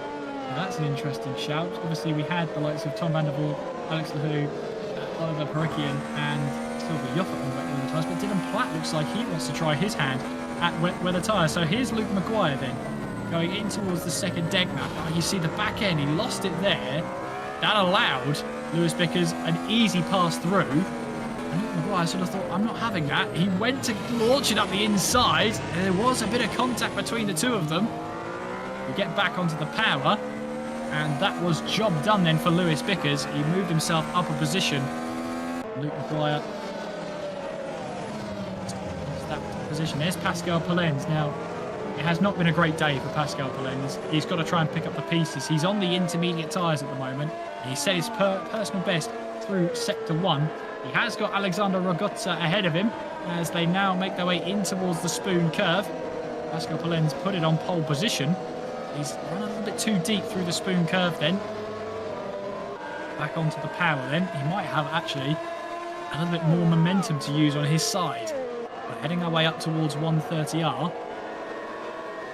Have to wait and see what happens heading our way down in towards the Casio triangle. Through we go. That is a little bit of an error there from Ragozza. Allowed Pascal Polenz to close up on him once again. Heading our way down the start-finish straight.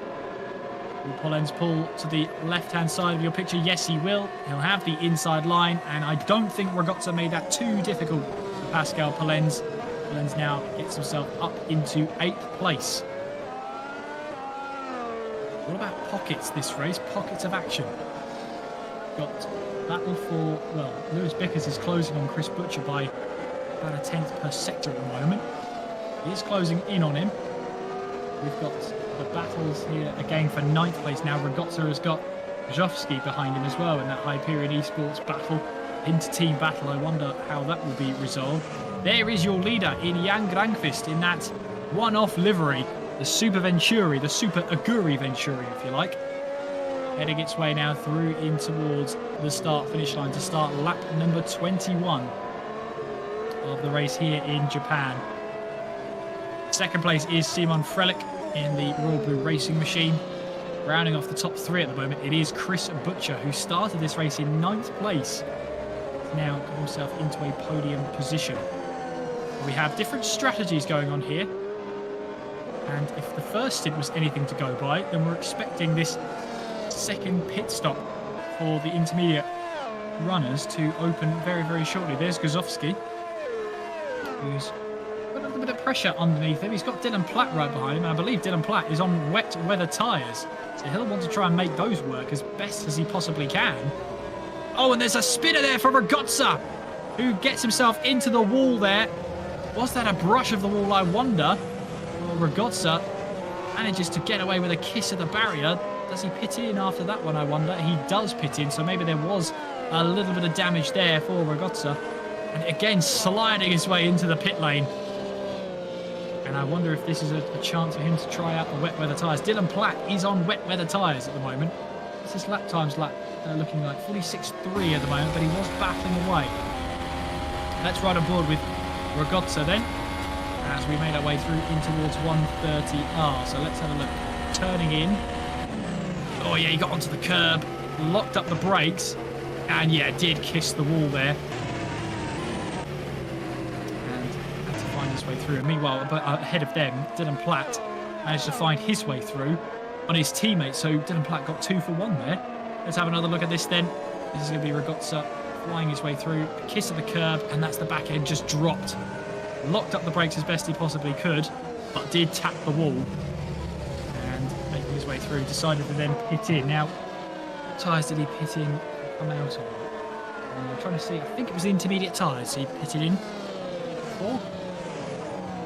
Lewis Bickers then in 4th place has managed to try and catch the back of Chris Butcher. Down in towards the final corner we go. We are approaching that halfway point in the race. Jan Goenquist leads the way from Simon Frelick. Chris Butcher in 3rd place with Lewis Bickers in 4th. Sandeep Singh in 5th place. Meanwhile, we've got mighty scrap. Where I think that's going to be 8th place then. 8th place? It's for 6th place, my apologies. Luke Maguire is trying to hold back. I think that's one of the Super Venturi cars. I think it is a lapped car, but it's going to be. It is Perikian. Now he's on the wet weather tyres. Is he? Yeah, I've seen that. I know he's not. He's on the intermediates. He was on wet weather tyres at one point, but he must have pitted in under my nose. He'll be on a fresh set of intermediate tyres. Oh, and that's Chris Butcher. Chris Butcher is off. Off onto the gravel, off onto the grass at the Degners. That's a big, big error for Chris Butcher. He rejoins the track. His teammate will pass him, but so too will a couple of drivers as well. That's Senna Stuffmeal who's got the move done, I wonder. No, it wasn't, but he's only lost the position to his teammate then. But, my goodness, I wonder what happened there to Chris Butcher. He was being closed in by Lewis Bickers, but through the Degners then. Is that a case of he got onto the curb, I wonder? Meanwhile then, Luke Maguire moved himself now up into 5th place. I'm expecting pit stops very shortly. If at first it was anything to go by, we only made about 11 or 12 laps on some intermediate tyres before the front runners pitted in for fresh ones. The case is, will they pit in, I wonder? It's all going to be games to play. It has stopped raining again. I can't believe I'm saying it. It stopped raining again. Who knows what happened? Riding on board with them with Chris Butcher as he made his way through in towards the Dunlop curve. Now making his way towards the Degners. Now this is where we saw him off. We're into Degner 1 and the car snapped on him. He had to save that one. In fairness, he did a very good job of keeping that out of the wall, especially on these tricky and treacherous conditions. But that's a lot of time lost for Chris Butcher. Made his way up the hill. And you can see there's already a twitch there. That didn't cause too much concern, but this did. The car swapped on him there and managing to keep it out of the wall. That was the most important part. Yes, he made the mistake. Yes, he lost the car, but he managed to keep that out of the tyre barriers and rejoin without a scratch on the car. So Sandeep Singh then and Lewis Bickers move up a position. So this now becomes a battle for 3rd place between Bickers and Singh. Has stopped raining out on track, and if that's any news for drivers, they'll know not to be too early to go onto the slick tyres, because as soon as some went onto the slick tyres, it started to rain again. So Sandeep Singh then trying to close in on Lewis Bickers. Having a look at the last lap times then, Sandeep Singh was quicker than Bickers on the last lap by about 0.3 of a second. As we now make our way up towards the Casio Triangle. We have 21 laps to go here at Suzuka. for round number 14 of 16. Seeing then making his way through in towards the final corner, on to the start-finish straight then, as we have Simon Frelich into the pit lane. What should be a scheduled stop, so he's looking for an undercut here.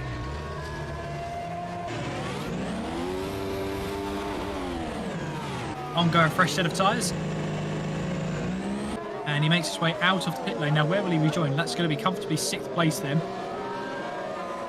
as he rejoins the track on a fresh set of intermediate tyres. Now, he's got a bit of clear air ahead of him. The 2 THR cars are ahead as well. And they are, of course, on the warm intermediate tyres. You see there's Luke Maguire in 5th place. The car behind him is not for position. We have yellow flags briefly in Sector 3. Grangfist as well. We haven't seen a lot of Grangfist. He is 28, nearly 29 seconds up the road, which is pretty astonishing. Grangfist, he's just kept his head down. He's got some good pace about him. I have to agree with chat here. This weather has been freakish is the word, I think. It has been freakish. We started off in intermediate conditions. It stopped raining. A dry line formed. Dry tyres were... Oh, that's Chris Butcher off again, going through the spoon curve. Another off for Chris Butcher. Now he finds himself behind those bits of traffic. They will have blue flags. But Simon Frelich now into position, and now he just has Luke Maguire in front of him on those fresh tyres.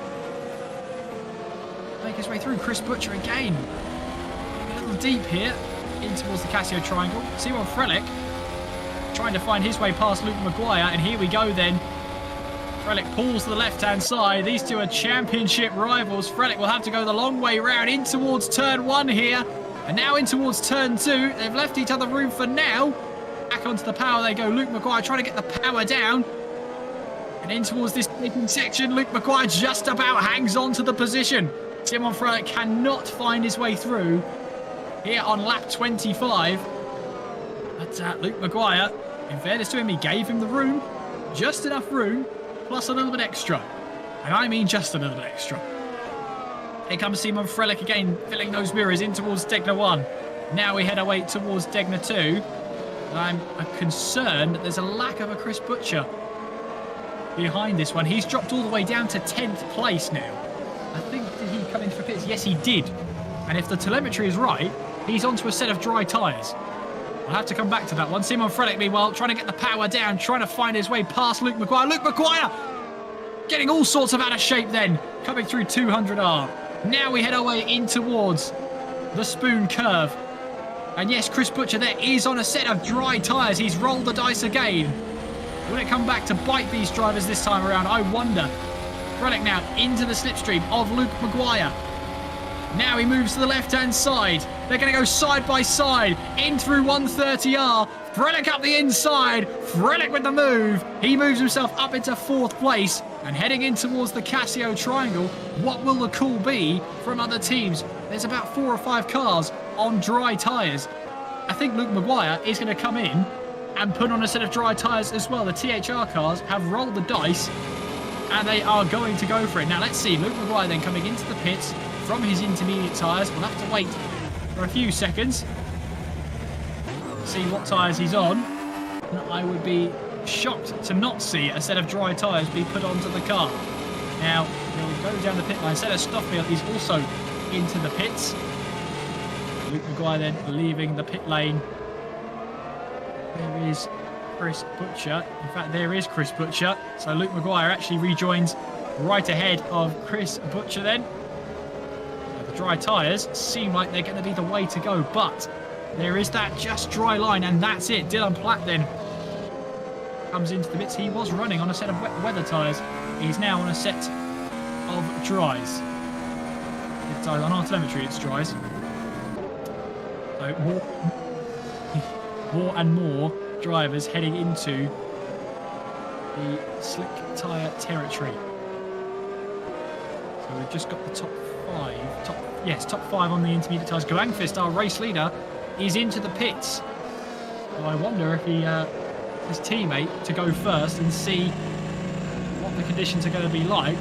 Although I'm slightly concerned that Dylan Platt hasn't flipped over to a set of dry tyres yet. It can take a little bit of time to catch up. But in the end, Jan Glangfist makes his way out of the pit lane and into comfortably the lead of this race so far. Lap 27. It is Glangfist who leads. Lewis Bickers in second place. Sandeep Singh in third. Simon Frelick in fourth. They haven't flicked over to dries, but Dylan Platt's not making an attempt to stay away from the dry line or try and get onto a wet line to cool the tyres. So I do think he's on a set of dries. Might take a lap or two to flick over, but yeah, he's not driving like he's on wet tyres, that's for sure.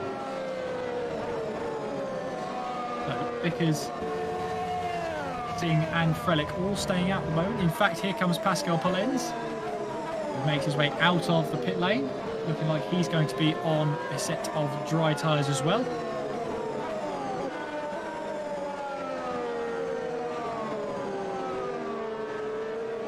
Into 7th place, our pole sitter for the race, currently in 7th place, but there are a handful of cars ahead of him that have not stopped for dry tyres or tyres at all. Up ahead, see there Dylan Platt on these tyres, and they still haven't flicked over. I'm getting more and more concerned that those are actually wet tyres. Looking at his last lap time, 2 minutes 4.2. I mean, that's outlap wise, it's matched others, so he's not driving like he's on wet tyres, that's for sure. I can only assume that he is on a set of dry tyres. We've got a car off in the background there, and that is Senna Stoffmeal, who's off the track and lost a front wing as well at the Degners. And is that a case of running onto that slightly damp circuit on dry tyres? It's a huge blow for the Belgian then. Let's have a look and ride on board with him as he makes his way through in towards the Degners, takes the curb. Oh, he got onto the curb and bottomed out and straight to the scene of the accident. Took too much curb on the left-hand side on his way towards Degner 2. The car bottomed out and he had absolutely no control over that one once that happened. See it again from our external cameras. You see the car bottom out. He can't do anything from then. And straight into the wall. Lost a front wing. No doubt there'll be some sort of suspension damage as well that he'll have to nurse. There is Jan Glangfist then, who leads the way. And those on dry tyres are setting purple times. They are lighting up our timing screens right now. Glangfist then making his way through in towards the second half of the Spoon curve. Lewis Bickers has since been into the pits. And he got himself onto a set of dry tyres. Sandeep Singh, looks like he'd also pitted in. And I have good news. Dylan Platt has now flicked over to dry tyres, so there we go. Everyone breathed a sigh of relief. Dylan Platt's on dries. We knew that all along, but now it's confirmed. Glangfist then makes his way to start a new lap, lap 29, and in doing so, sets the fastest lap of the race, a 38.1 from Jan Glangfist. And, well, if that's a sign as any, this track is just going to get quicker and quicker. There is Sandeep Singh then, who hadn't stopped. He now makes his way into the pits from his intermediate tyres. I can only assume he's going on dry tyres. And he will make his way out of the pit lane. So where will that emerge him and Lewis Bickers? Where will it emerge with him and Simon Frelick as well? You see a couple of drivers running softer tyres. Sandeep Singh making his way out of the pit lane. He'll have the inside line in towards the first turn and does rejoin ahead of Lewis Bickers then. Fastest lap from Chris Butcher then. 36.7 has just come in from Pascal Polens as well. So times are being lit up all across the timing screens at the moment. As we see, that dry line is well and truly here. And the sun is out here at Suzuka. Just like we had at the start of qualifying, we had a bit of sunshine. It is there, I promise. So, dry running now. And we've got Jan Glangfist is about 29 seconds up the road in this battle for second place. A little bit of traffic for Singh and Vickers to deal with. Vickers flicks to the inside line there. Makes his way through. The flag in sector 1, which has been very quickly cleared. Meanwhile, Chris Butcher and Pascal Polenz are battling away. This is the battle for 6th place, as they make their way now up in towards the Spoon Curve. Polenz here, back onto the power, onto the back stretch. We'll be looking to try and find a way back past the THR car of Chris Butcher, who's been flying at the moment.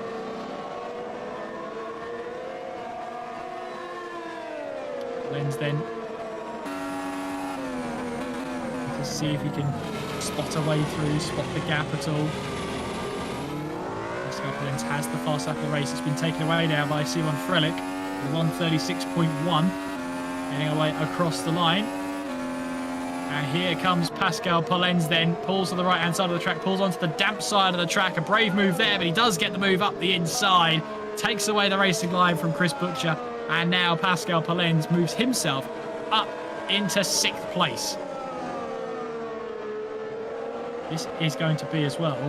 I'm raining again. I don't believe it. The rain has started to fall again here at Suzuka. Oh, which team brought the best forecasting? Because this has been absolutely ludicrous, this weather.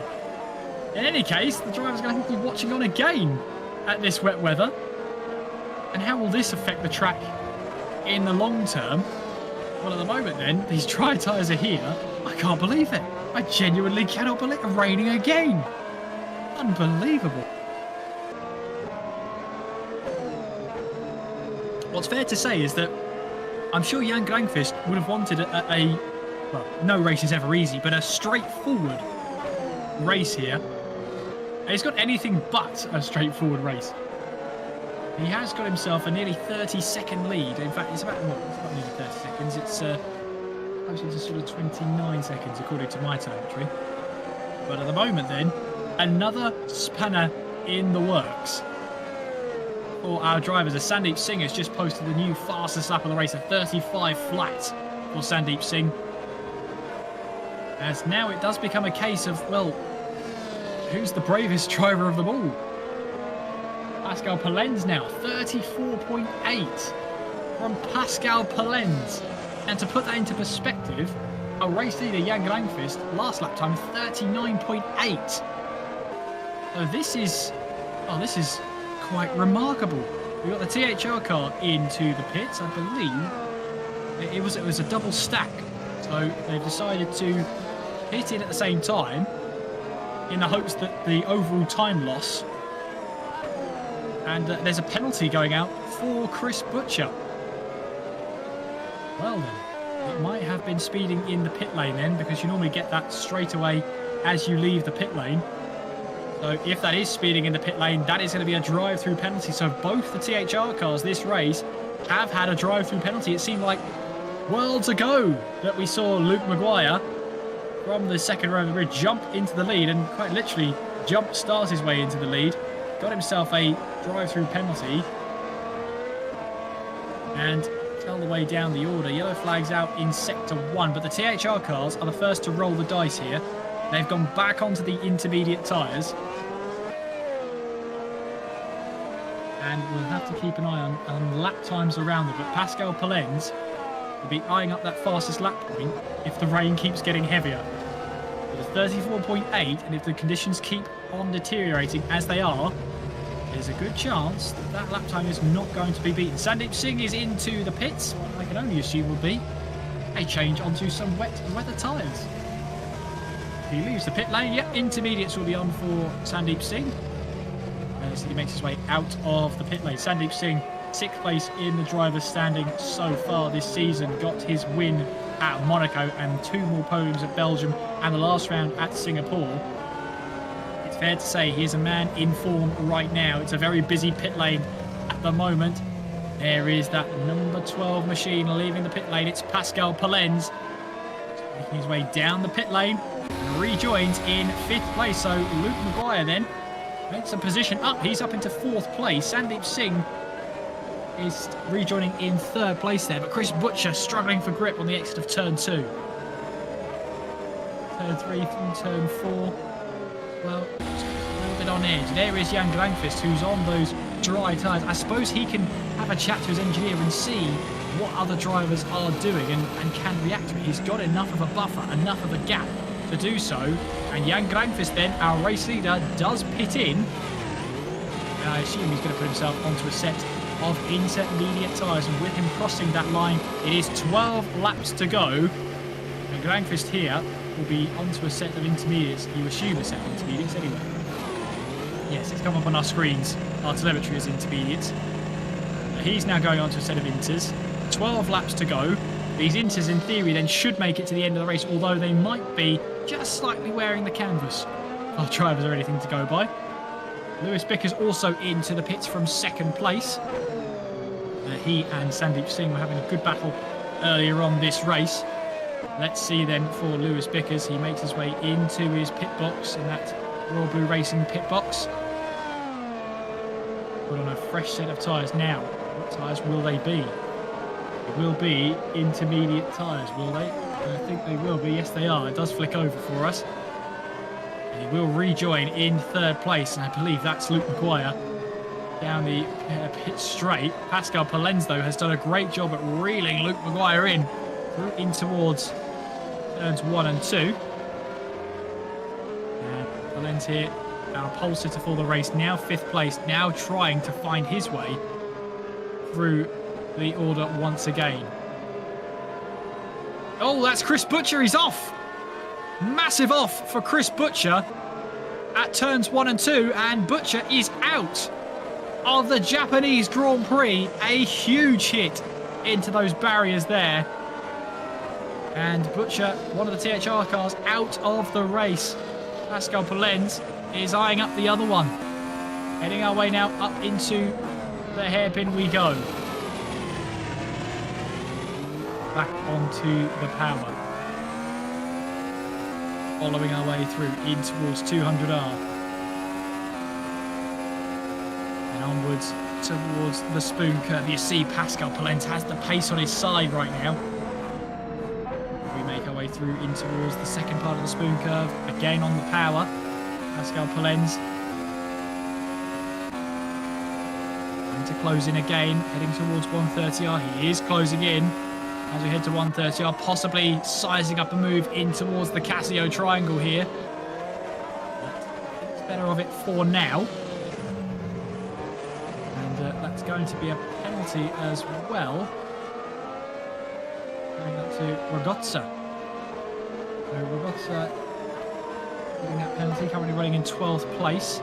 Here comes Pascal Palenz. And again, Luke McGuire just breaking that toe a little bit.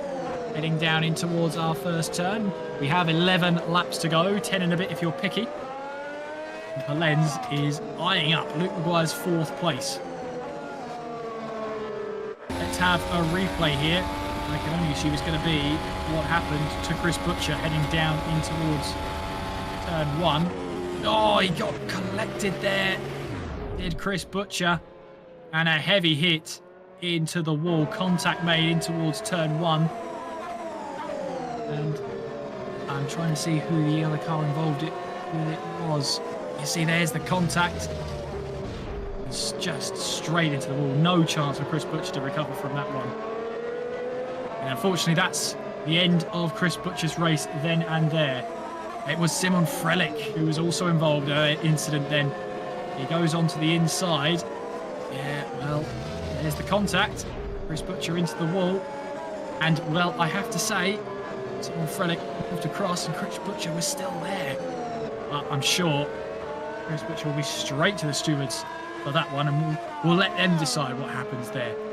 I just get to shout over racing. That's all I'm here to do. 10 laps to go. What a race it's been so far. It's been wet, it's been dry, it's been wet, it's been dry, it's back to wet again. Did you keep up? That's about this race.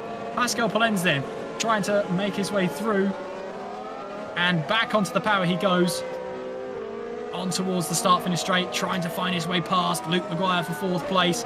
Luke Maguire goes very defensive here, trying to break the toe as much as possible. Here comes Pascal Polens. He'll have to go around the outside in towards the first corner. Again, they go side by side then on the run out of turn 2. Back onto the power they go. Pascal Polens trying to get the power down, but the rear end has just having absolutely none of it.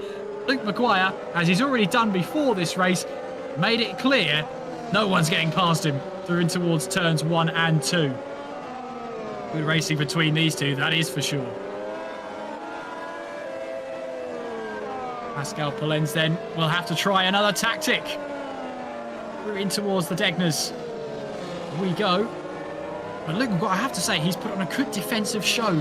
There's just something not quite right ticking with that THR car, especially in the wet. Is there a bit of damage perhaps Luke Maguire's picked up because it's not looked the good car we're used to seeing it being.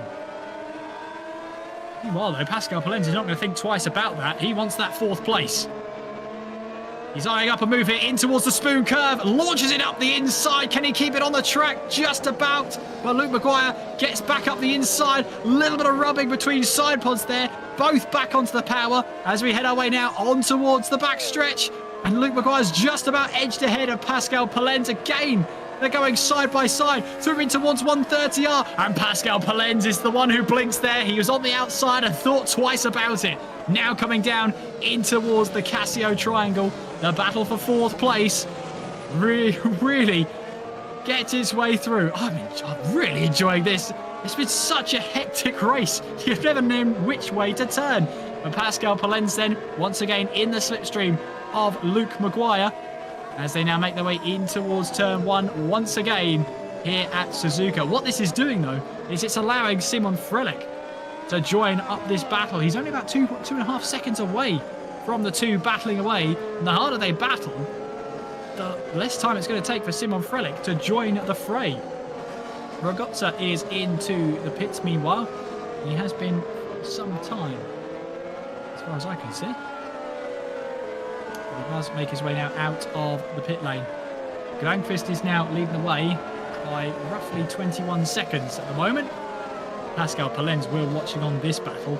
A little bit of back-end switch then, going through the Degners and making his way through in towards the hairpin. Pascal Polens just has to build up that momentum again.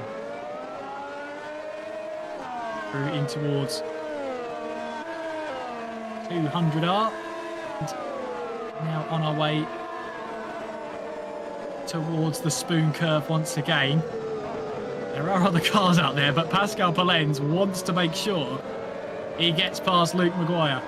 Now we make our way on towards the back stretch. You can see just in the distance there, that is Simon Frelick who's closing in this battle.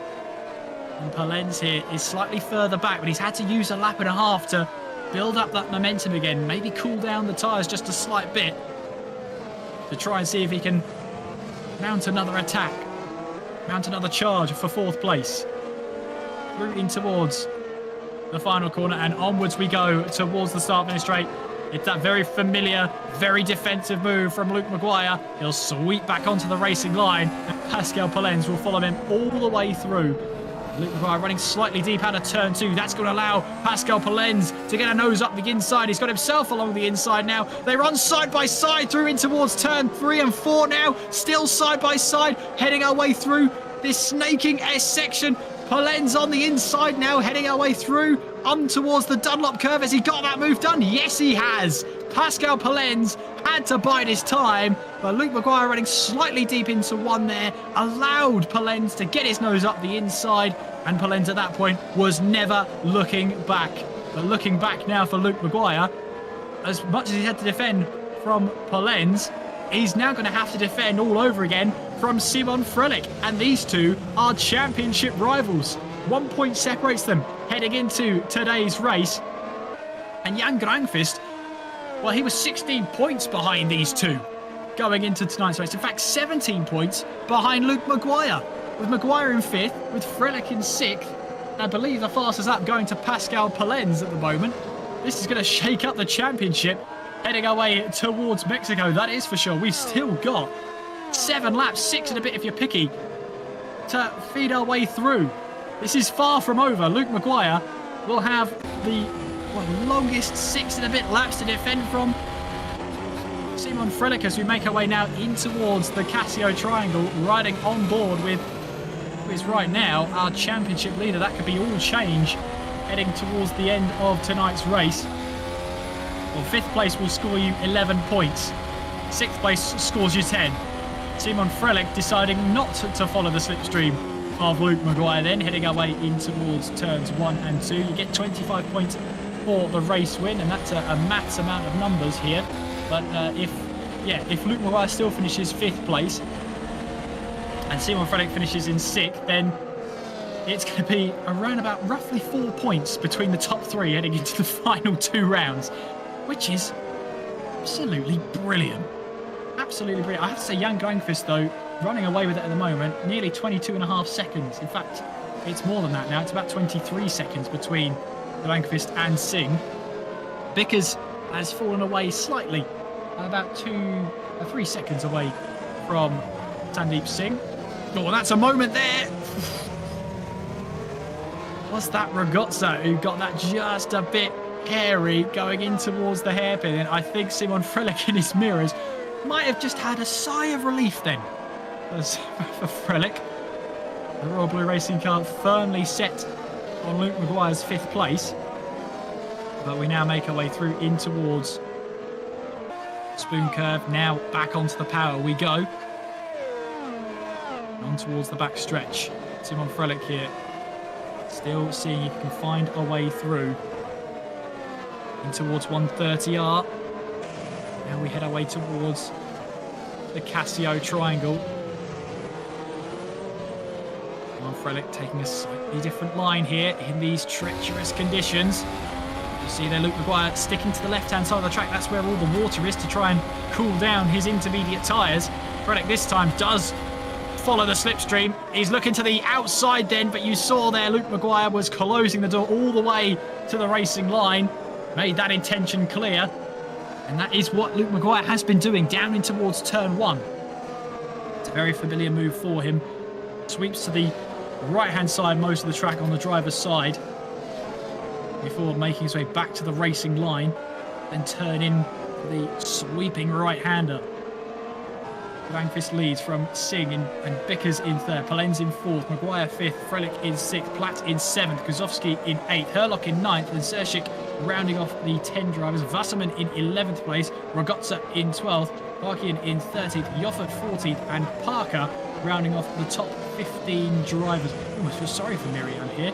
We've had Chris Butcher, Senna Stoffmeal, Alex Lahou, Tom van der Voort, Agoro Stalrengi and Justin Melster all retire from this race. We've only got 16 running. Of course, the top 15 score the points. 5 laps to go. Jan Granqvist has entered into the final 26 and a bit kilometres now. We see track is drying because the rain has stopped, but I'd be hard pressed to find anyone who wants to go for the intermediate tyre, or sorry, the wet weather tyres, but perhaps someone like Sershik could try it. I mean, yes, he's a second behind and wants to go for the fastest lap. I'm just seeing if there's someone who has a healthy enough gap to try and go for the fastest lap. That's a big moment there for Simon Frelick as we ride on board with Ragozza. And Ragozza just had to lift off a little bit there. DRS is open, so it's online. So the virtual race control think it's safe enough to use the DRS. Okay. I'd be hard pressed to find anybody who pits in for slick tyres now, unless they want to go for the fastest lap of the race and try and go for that bonus points. But you'll have to wait and see who will do that. Is there anyone with a healthy enough gap to do so? You might think Dylan Platt might. Dylan Platt, currently 7th place. He's 27 seconds away from Simon Frelick, but he's about 16 seconds ahead of Guzovski. Now, he'd have to try and get the move done on Guzovski, but if he manages to clear Guzovski, he will then make his way with the dry tyres and have the best chance for the fastest lap of the race. I believe the fastest lap is by Pascal Polenz, a 1:34. That's the fastest lap of this race. We see Simon Frelick then his way through in towards the spoon curve. It's lost a bit of that attacking momentum in the last couple of laps, as Luke Maguire has had the upper hand so far. 4 laps to go here. Simon Frelick biding his time almost now. Just a bit of momentum on the last couple of laps. He's now drawn himself back up, right up behind Luke Maguire again. Now heading our way through the final corner. You see both cars of Maguire and Frelick. The rear ends are not happy. You see here Luke Maguire again going defensive. DRS open for Frelick. He'll try around the outside in towards turn 1. No move there on. And Luke Maguire holds on to that position. This is so important for both of these championship protagonists. Yes, they can squabble over 5th and 6th place, but the bigger picture is that Jan Granqvist is on his way and only 4 laps away, 3 and a bit picky, from picking up full points, or at least 25 points in this race. It really is going to be a case of, well, who do you want to lead the championship? Luke Maguire says, I want it to be me. 5th place, I believe, by my terrible maths, should be good enough to keep himself at the top of the standings. Oh, that's Ragozzi, who was off there. And I think he managed to recover that, did he? Ragozza, sorry. He'd managed to recover that, but slightly off on the gravel. And managed to get the car going again. Currently 12th place in the Hyperion Esports car. Meanwhile, here comes the Royal Blue racing car of Simon Frelick. No way through in towards the spoon curve. Luke Maguire made sure of that. As we head away back onto the power. Simon Frelick, the Polish driver, trying to find his way. Luke Maguire racing under the Irish flag. Heading our way now on towards 130R. The two rivals, 1 point separating each other coming into tonight's race. Heading our way through in towards that Casio triangle. Again, Frelick was right on the rear diffuser of Luke Maguire, but then struggles to get that power down. A little bit of a twitch in the descent on towards the start-finish straight, and that's again a little bit of respite here for Luke Maguire. 3 to go here in Suzuka. And the gap between Luke Maguire and Frelick is about 48 seconds between these two and our leader in Jan Granqvist. So you don't have to worry about blue flags at that point. There's Lewis Bickers, meanwhile, has managed to, in the last couple of laps, really close into the back of Sandeep Singh. We're in towards 200R. Is there a way past for Bickers in these closing stages? Looking at the last lap times here, he took half a second out of Sandeep Singh on that last lap alone. So he's really pulled in close, within DRS range now. And making his way on towards the back stretch.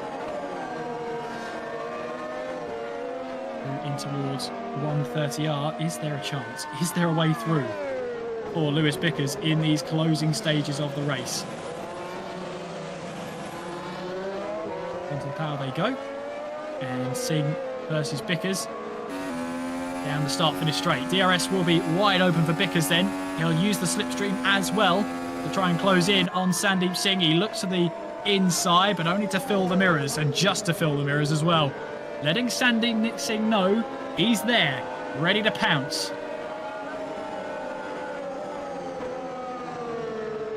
Through they go in towards the snake section.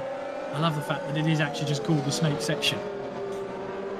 Great to see yellow flags out in sector 2. I know a few of you are asking about how the championship will look.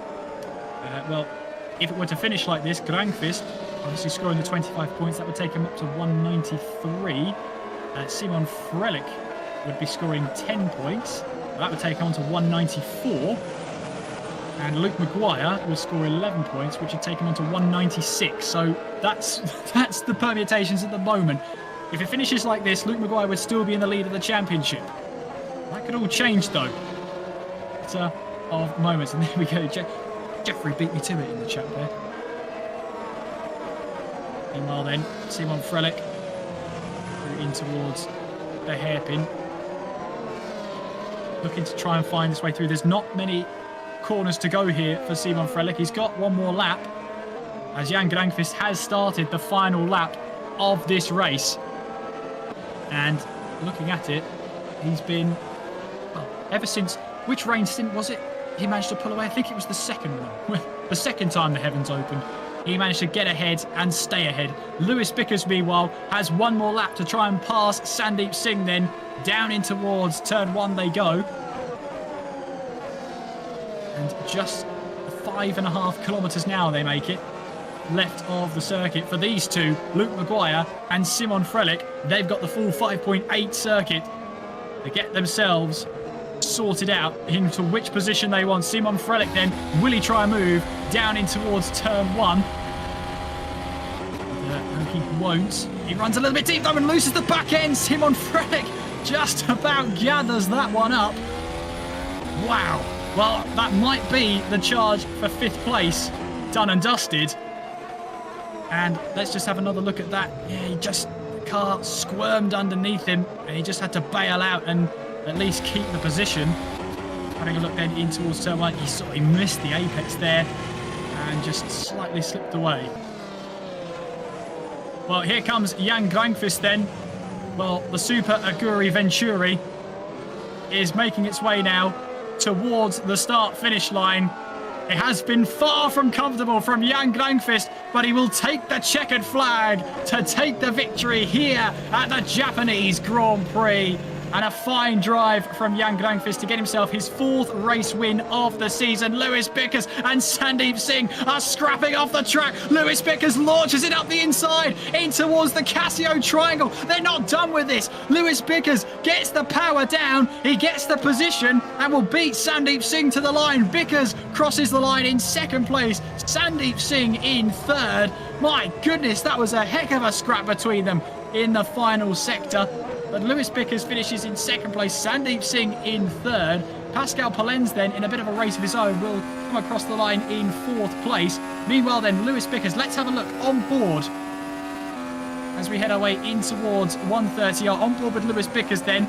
He ran off the track, but so too did Sandeep Singh. They both collected the grass. Then Bickers just launched it up the inside there and managed to take the position away down in towards the final corners. Make his way towards the checkered flag to claim 2nd place. Sandeep Singh finishing in 3rd place for back-to-back races here. And we'll see the rest of the lineup here. But Grangqvist, well, taking a well-deserved gravel bath there. That Super Venturi special livery for the Japanese Grand Prix has worked wonders for Jan Grangqvist. It's not quite the championship lead.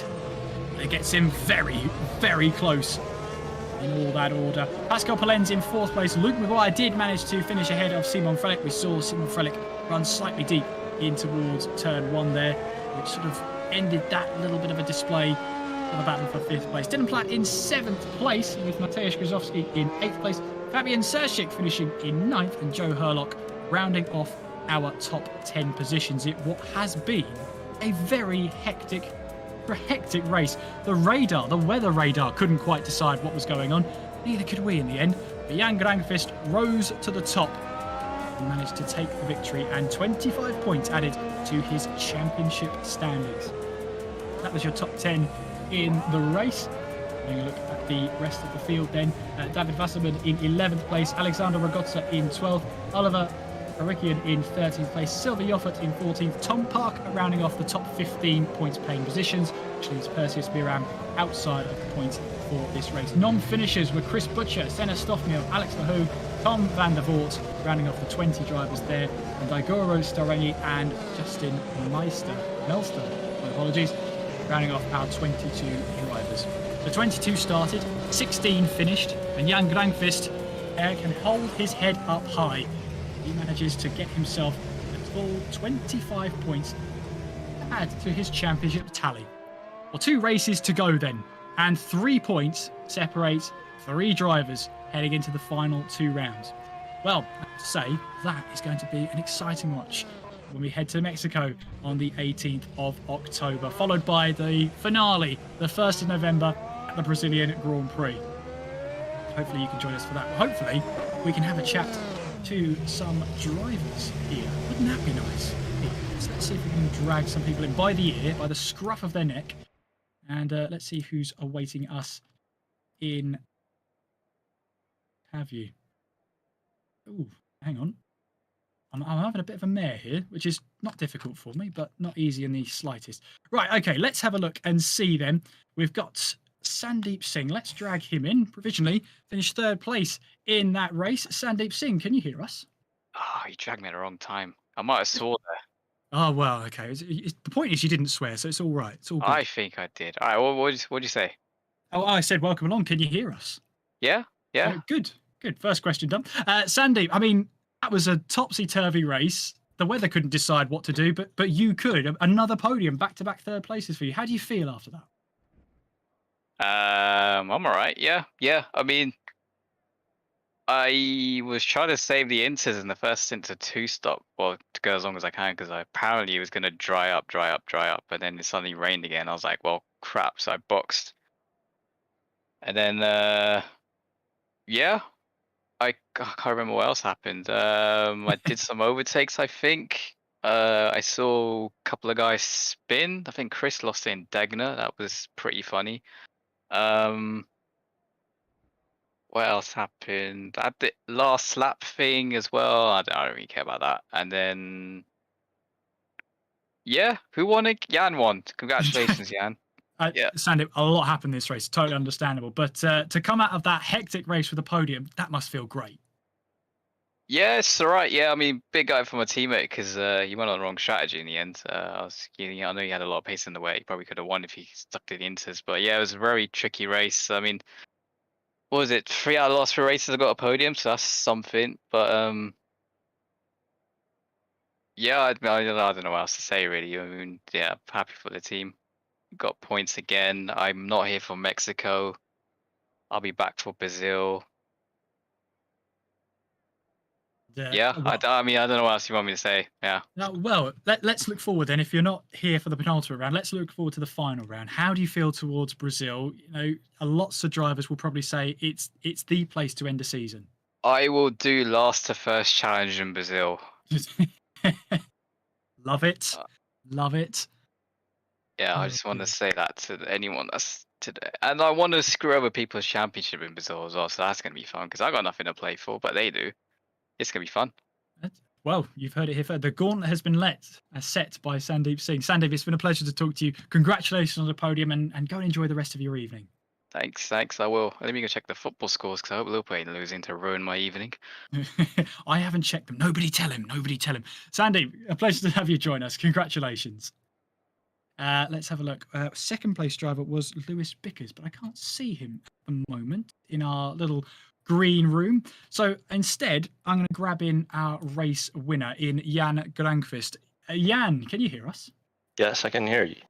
Jan, I mean, we were talking to Sandeep Singh there. A hectic race in terms of the weather. I mean, on track, it was hectic. The weather was hectic as well. I mean, talk us through that win from your point of view.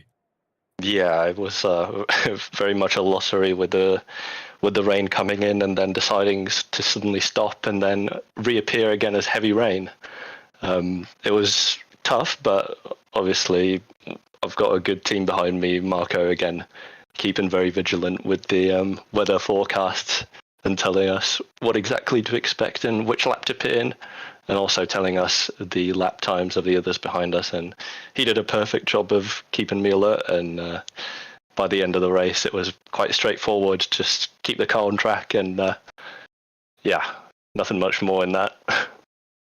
I have to say as well, Jan, it was a sort of super Aguri Venturi is what I sort of went with your livery today, that one-off livery. And it looked great out there and did the job for you. Yeah, thank you. That was a fun little joke we had to put in a super Aguri for the Japanese Grand Prix, and I'm glad it worked out for us. Oh, fantastic. And obviously this win now puts you right into the firing line. My maths is terrible, but I think it's 3 points separating the top 3 drivers. 2 rounds to go. How are you feeling as we head towards Mexico? Pretty good, to be honest. I wasn't expecting to win by, well, enough of a margin to get quite back to the championship fight. I was expecting at least Simon or Luke to be right there in the podium, but yeah, everything worked out, and that was perfect payback for Singapore. Payback indeed. Jan, it's been a pleasure to have a chat to you. Congratulations on the victory today. Thank you very much. And with that, then, unfortunately, there's no second place driver. There's no Lewis Bickers. That's such a shame after that move in towards the Casio triangle. But in the meantime, though, that's our podiums completed. And all that remains for me to say is thank you so much for joining us. It's been a pleasure to bring this very, very hectic race to you. See you back in 2 weeks' time when we head to Mexico for the penultimate round of the GPVWC Superlights 2022 season. Until then, thank you very much for watching. I've been Kieran McGinley. You've been fantastic. Take care of yourselves. See you in a fortnight. Good night.